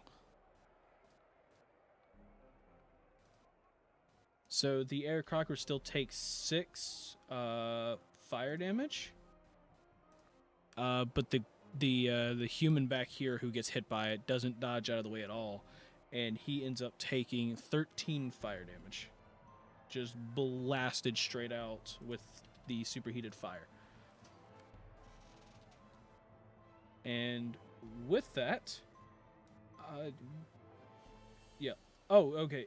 He does that, and then Yorn is going to back up 5 feet. Now that I think about it, the eDIOCRACY is going to swing at him, is going to hit him, dealing 3 damage to him. It's gonna give him a nice slash as he's backing up. Moving on to Morgoth. All right. I'm gonna back up a little bit and try out a new power that I've figured out. Okay. Try casting a Chaos Bolt. Okay. Oh, okay. So you're backing up 5 feet and casting Chaos. Yes. Okay. Who are you casting at? The guy directly there. Okay. So you're casting it? Like roll for a hit chance, basically. Yeah. What'd you I get? got an 11. 11. That is a miss. Fudge. You just nailed a lady in the crowd. All right. What damage? Oh, I just hit it with acid. Oh, good job! What? Great. Ooh, that one's gonna hurt. I'm sorry, ma'am. Can we get some help over there on the attendee that just got hit with? Is that acid? Did you hit an old lady with acid? Alright, listen, it's not the time, okay? I'm just going, not intentionally. And I am... I'm just gonna ready up in case he... Yeah. Yeah, I'm gonna ready up for an opportunity attack. Uh, Just ready up for the next attack, so I can try to So- do a reaction. Wait, was that a bonus action? What did that bolt cost? Ready up's a full action? Yes. Okay, well then... The different, so opportunity attack, you get one swing, but that's if they leave within 5 feet of you. Readying an attack is you use your full action to then use it as a reaction. So you get both of your swings on a reaction, but you have to use the full main action to ready it up. Yeah. Okay. Alright, well then, yeah, no, we're good. Okay. With that, you then see the guard that you tried hitting with acid just run up on you. He is going to swing. You hit that old lady in the face! What the heck? He comes over. He's going to swing at you. He is going to get a 15, which is a miss. He is then going to grab his friend and kind of like swing him around and throw him. Swings him right around you, essentially, to get behind you. And then... I just go, again, dude? he's gonna... Yeah, so he's gonna swing...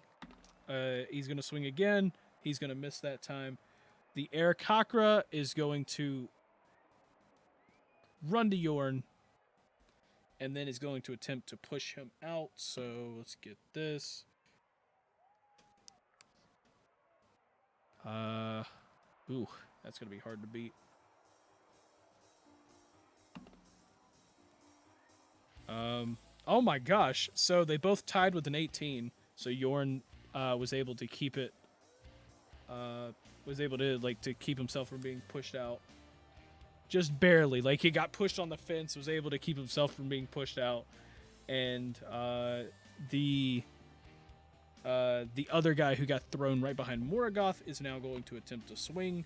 He's going to miss that, and he's going to swing again. He's going to miss that too, because they suck. Arilo, onto you. Okay. Go. Going to grapple the bird. Okay.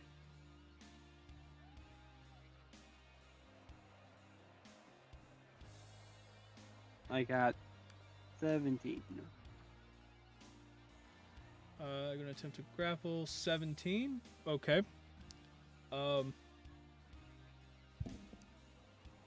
17. My brain didn't work there for a moment. I just thought it would happen. Yeah. Okay, so you end up grappling the bird. Okay. I end my turn. Cool. We jump up to Yorn again. Let's see. Yorn, kind of cornered here, is going to then use his bonus action to take the disengage action, essentially. And he is going to run over here. He's going to run right past the bird, run over here. And then he is going to cast... It's a thing here. It's cool. You're gonna love it. It's gonna be awesome.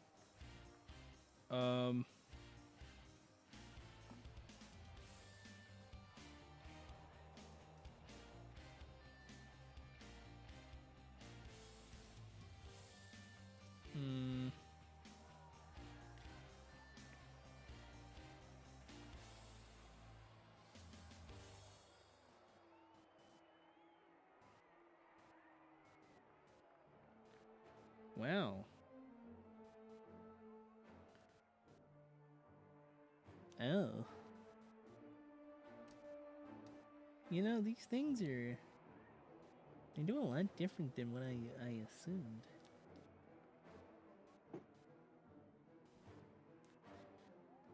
Uh.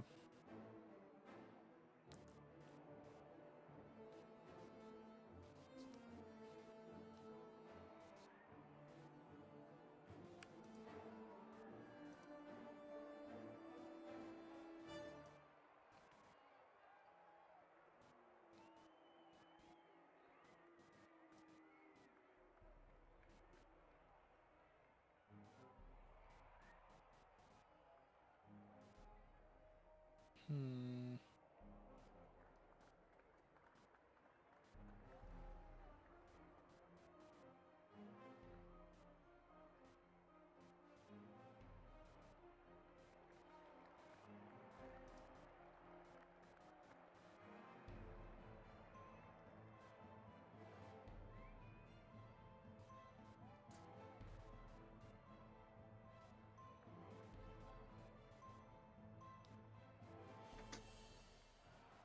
Did I screw something up earlier? Wait a minute. Wait, is it this? I don't think Wait. so. Oh, no, never mind. I'm good. No, I thought I screwed up a spell earlier. I got it. Okay. Okay, so Yorn is then going to cast the air rune. He'll end his turn, moving on to Morgoth. So Morgoth, what do you do? Alright, I'm gonna attempt to cast Chaos Bolt on the same guy again. So I'm gonna move back 5 feet before I do that. Which direction? 5 feet. Oh, there's 2 guys on me. Yes. Actually, I'm gonna move. Yeah, I'll move 5 feet up, straight up. Straight up. Yep. You'll still be Cast within it. 5 feet of him. Okay, I'll move 10 feet straight. I'll move 10 feet up. Okay. As you move up, both of them swing at you for opportunity attacks. First one misses. The second one gets a nat 20. Which is going to be... That is going to be 7 slashing damage. Alrighty then. 2. Yep. And now you're good. If you want to hit the guy, feel free. Just don't beam another old lady. Alright. I'm gonna go ahead and fire another Chaos Bolt.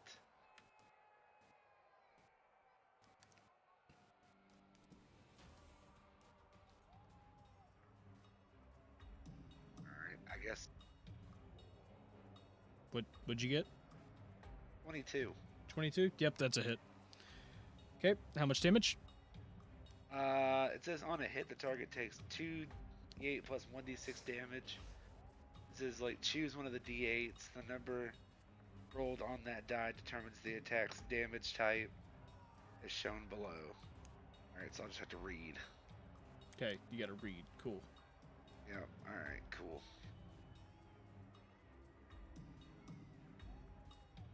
Got 13 damage. I guess roll a 1d6 on top of that. Yeah, the D6 chooses the damage type, I believe.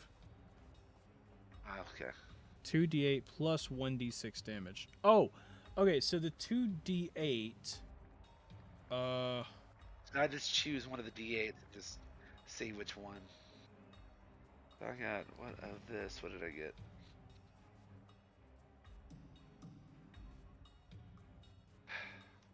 Yeah. Yeah. Okay. Sorry, this is new to me, so I'm just... Yeah. So... 5 plus 6. Which one's cooler, 5 or 6? I can just choose. Let's do 6. That has poison damage. Okay, so you're doing poison damage? Yep, so at 11 plus, I think it was 4. That's 3. No. Yeah. Yeah. What the? Okay, no, it's 13 plus 4. There you go. So 17 damage. 17 poison damage. 17 poison damage. Yep, so you hit him, does 17 poison damage. And with that, I'm gonna end my turn. Okay. Well, you hit the right one, right? That was the one you hit with 17. Yes. Okay. I believe Well- so. Yeah. So you end up hitting him, and then he quickly jumps onto you, essentially, and he is going to swing. First one's a miss. Second one's a miss. Wow, that's kind of lame. He's poisoned. I mean, how good can he Yeah. be? The eDIOCRACY is going to attempt to break out. Rilo, I need an athletics check. Okay, go. There it is. 24. But Well, there goes that plan. He ended up getting a dirty 20 on his acrobatics, but yeah, you beat him. So he is still grappled. And with that, we move Dang. on to the other guard, who is going to run up here, and he's going to attempt to grapple Morgoth. Oh, okay. What do I need to roll against? You can use either acrobatics or athletics. I will use athletics. What do I need to? And I'm gonna roll, but Yeah, 22. 22. This guy got. Oh crap! I have the wrong. Wait a minute.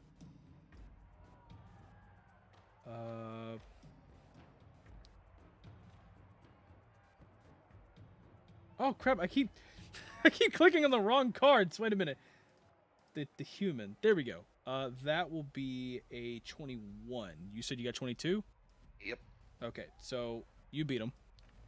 A 1 point. Yeah. All that matters is that I beat him. Yep. So you beat him, so he doesn't grapple you. And that ends his turn. Rilo, Nice. on to you. okay, I'm gonna continue kicking him. Okay. Continue kicking him. Kicking. Oh, I love kicking. 22 for the first roll. I want to do some kicking. Okay, 22 for the first roll. That is a hit, of course. Second one is 18. Two. Thank you. 18. Okay, so 4 damage apiece. You end up doing 8 damage there. Is that all? That's all. Well, Yep. Okay. On to Yorn, who's going to cast another air rune. That pretty much ends his turn. So Morgoth, on to you. Alrighty. I think I'm gonna cast another Chaos Bolt. Alright, let me see where we're at here. I'm gonna back up another 5 feet.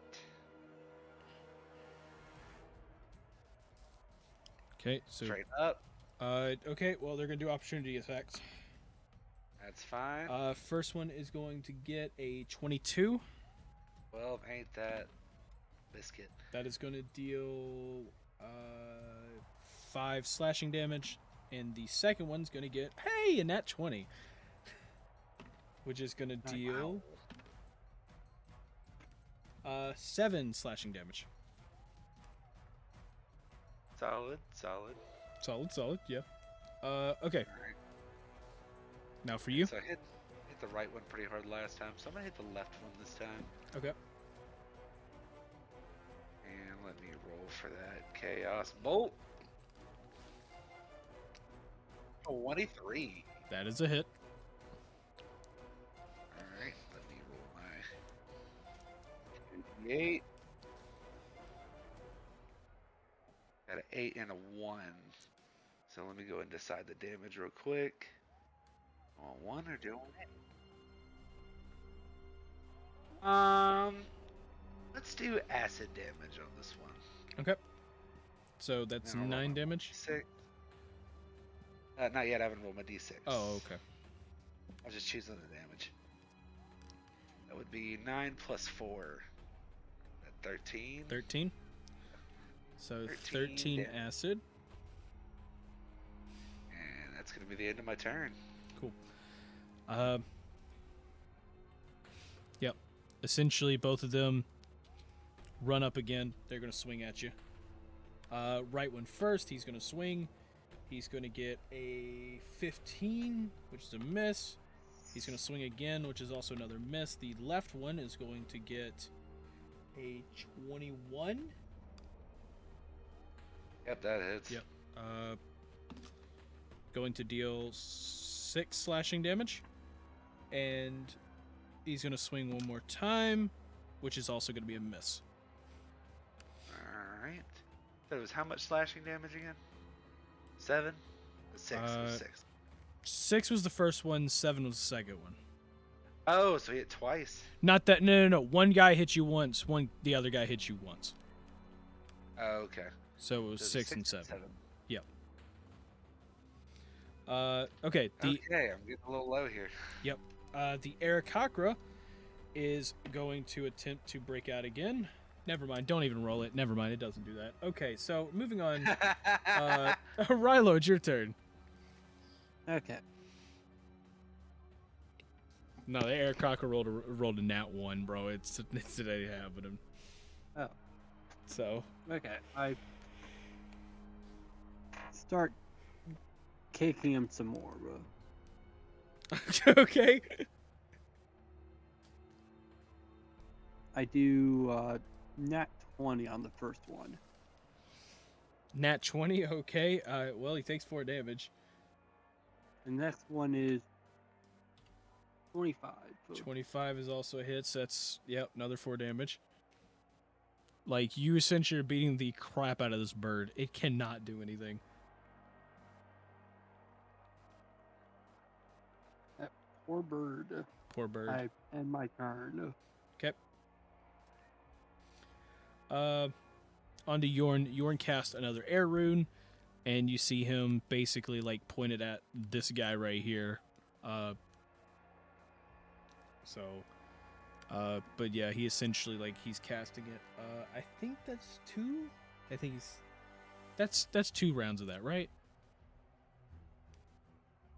Yeah. That is okay.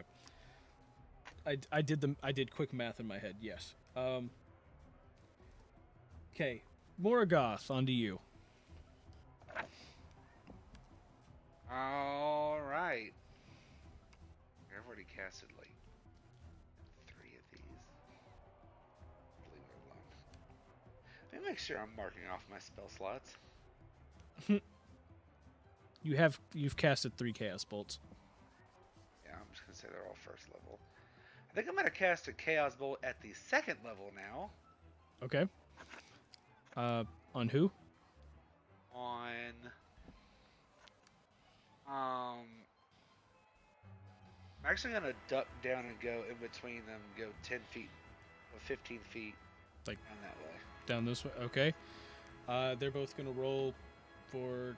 Okay, first one's gonna miss. The second one's gonna miss. Okay. So you go down there. You're gonna cast it. Which one? Left or right? Right again. Okay, We'll do right. this time. Alright. Okay. Just a second.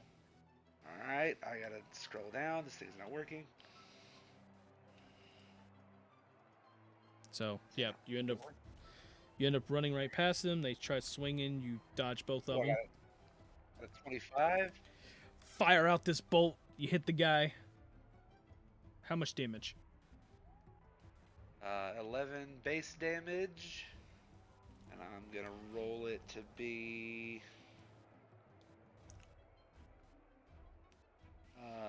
I'll do 7 psychic damage.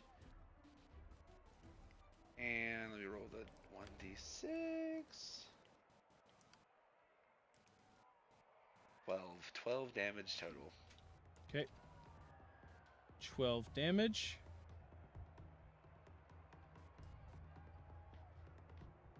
And I think that will be the end of that turn. Yep. So you hit him.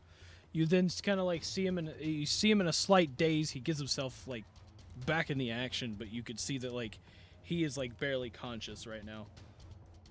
And then he is going to walk up right here in front. He is going to take 2 swings at you. The first one is a miss. The second one is a dirty 20, All right. which is going to be a hit for 3 slashing.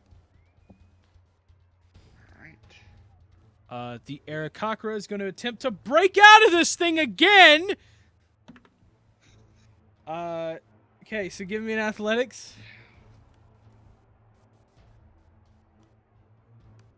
$22. Okay, you still have it grappled. And so, yeah, with that, the other human is going to come down, and he is going to swing at Morgoth twice. First one's a miss. The second one is a 21, Oh. which is going to deal 5 slashing damage. And we move on to O'Rilo. Okay. I continue kicking. He's like, I'm going to kick it. I'm going to kick it. Okay, go ahead, kick it. 21 for the first one, and then 17 for the second. So Okay. How do you want to do this? I guess I just kick him in the gut. So, Okay. So you just And grab when him, he just- you're just kicking him in the gut. yeah, when I feel him go limp, I'll just lay him down on the fence. So Okay. How generous of you. How thoughtful. Okay. So he's knocked out, and as that happens, you hear the announcer go, it seems that Team B has lost a member.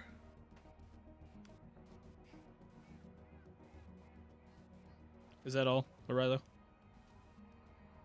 if I can, I'll want to move behind the 2 opponents. So like above. above? So, yeah, right there. Okay, so you get about right here, and then Yorn just yells, "Stop!" I'll step.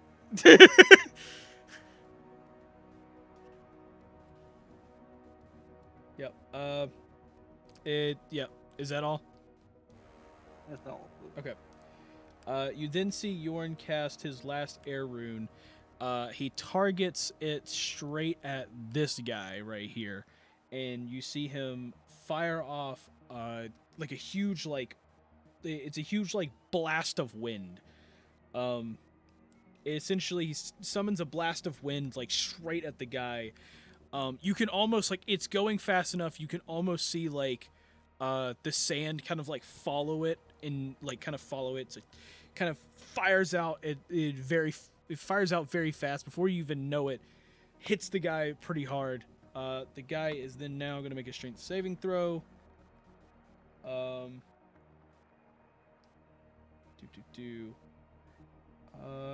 Let's see what he gets. He fails it. Oh, this is gonna be fun.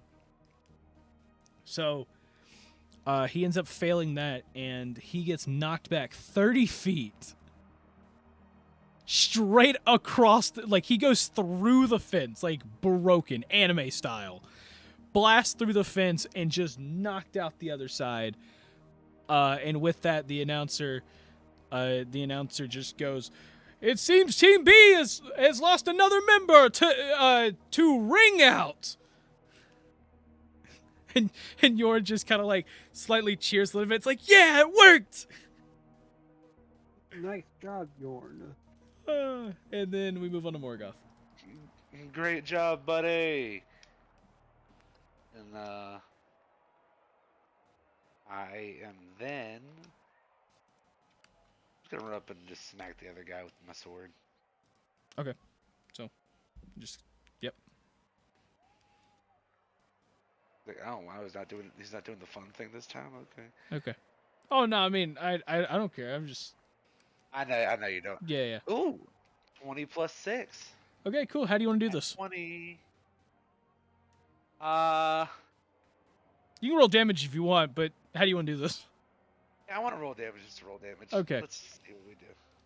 10 crit damage. All right. Okay, yep. How do you want to do this? Take him out, like I smack him in the leg with like the side of my sword, and I just like bash him in the face with my shield. Just Yep. flattening him on the ground. Yep. And that's it.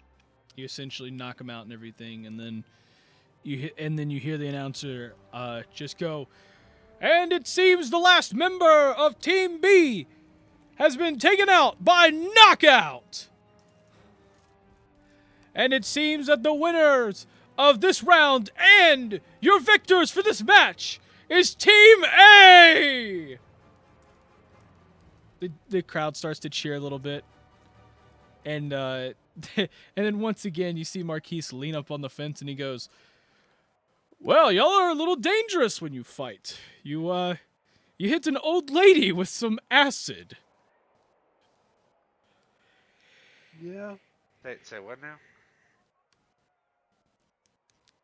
I wasn't kind of it as what?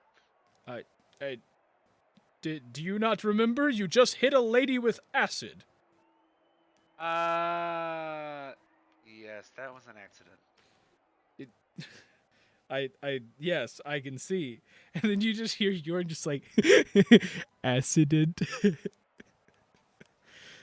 I got to be my one F-bomb on the stream. I just go, Jordan, shut the fuck up. He's like, I'm sorry, I couldn't hold it. I'm sorry. I mean, it was a good one, but shut up.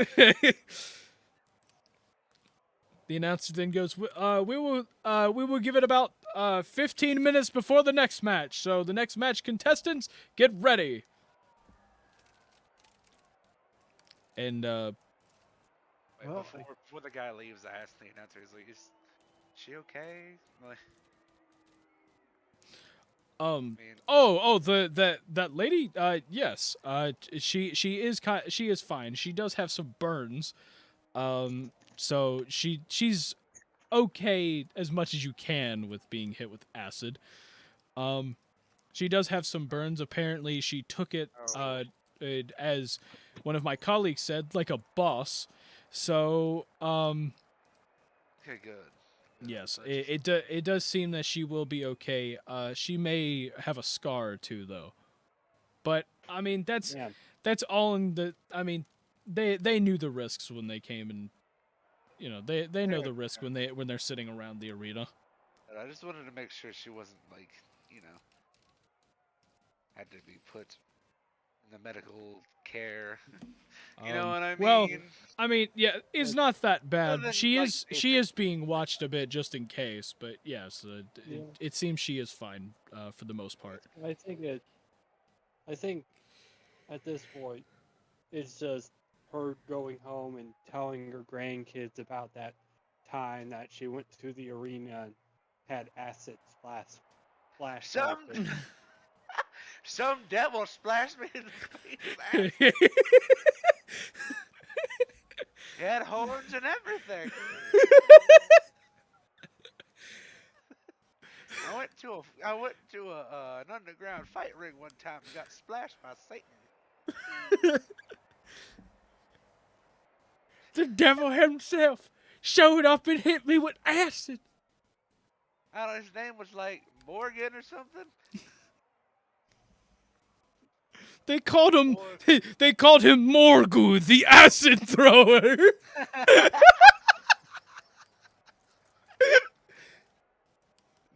Not Morgu. Oh my god. It's funny because the description for that literally says, what is it? An undulating, warbling mass of chaotic energy. Literally just a big glob of chaotic energy. Is that what Morgu stands for? Oh, Oh my gosh. I don't know why, but it's undulating, bro. Okay. All right. Anyways, we gotta do the story, man. Yeah. But Yeah, the announcer's just like, yeah, she'll be fine. So don't worry about it. Hey, we've got people watching her now, so you don't have to worry about that. That's good. Okay. And Yorn kind of like taps you on the shoulder. It's like, so Yeah. well, we did win that, but it's going to be a bit of time before our next one. Should we rest up, or do you want to go do something first? I would say let's rest up. I need a little bit of healing. Okay. And with the words healing, Vanessa basically pops out of thin air and just baps him with cure wounds. Cure wounds. Okay. Preferably baps him in the face with cure wounds. Yeah. At first I go, then I go, 15 health points. 15. Okay. Yes. Thank you. Thank you for that. Yep. So is everybody chilling at the arena until the next fight? We're all, I'm big Yeah. chilling. Okay.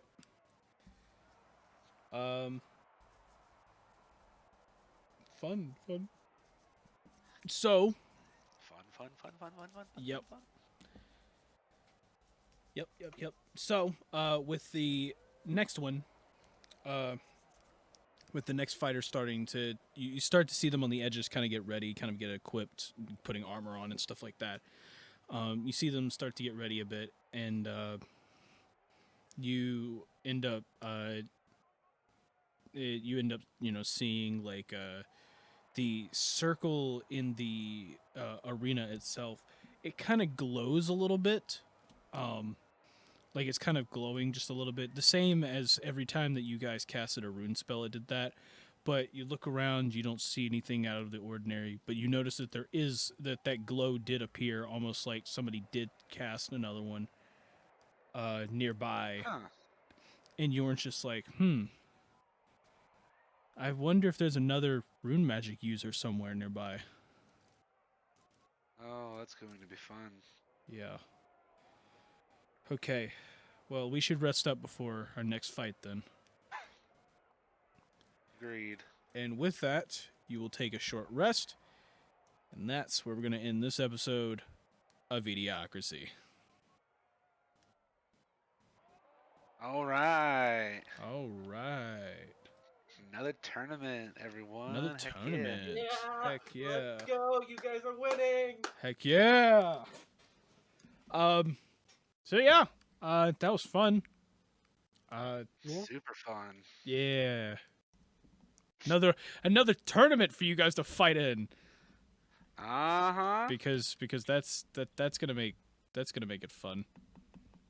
Oh, well, it does. Gives me glorious combat. Yeah. I just realized I never actually announced the prize, did I? No, It you was did not. cool and powerful. You can do it really quick. Nah, I'll just wait till next episode. Okay, Eh. so I mean, you're already in the tournament, so Yeah. well, yeah. Well, But I want to think about what I could win all week, and I just fantasize. no, I'll just leave it in a cliffhanger. You'll figure it out next time. Eh. Yeah, you'll figure it out next time. That's fine. But yeah, thank you guys so much for watching. If you enjoyed, make sure to press the like, subscribe buttons down below, and comment. Who do you think is gonna win? I mean, at the end of the day, they're all gonna be fighting. So clearly, Yorn, Morgoth, or Rilo, they're gonna have to fight each other. So put your predictions down below. Who do you think is gonna win by the end of this? And also, do you think that we're going to have a winner by next episode? Probably not, but I'm still going to assume that we could try. So yeah, it's going to be fun.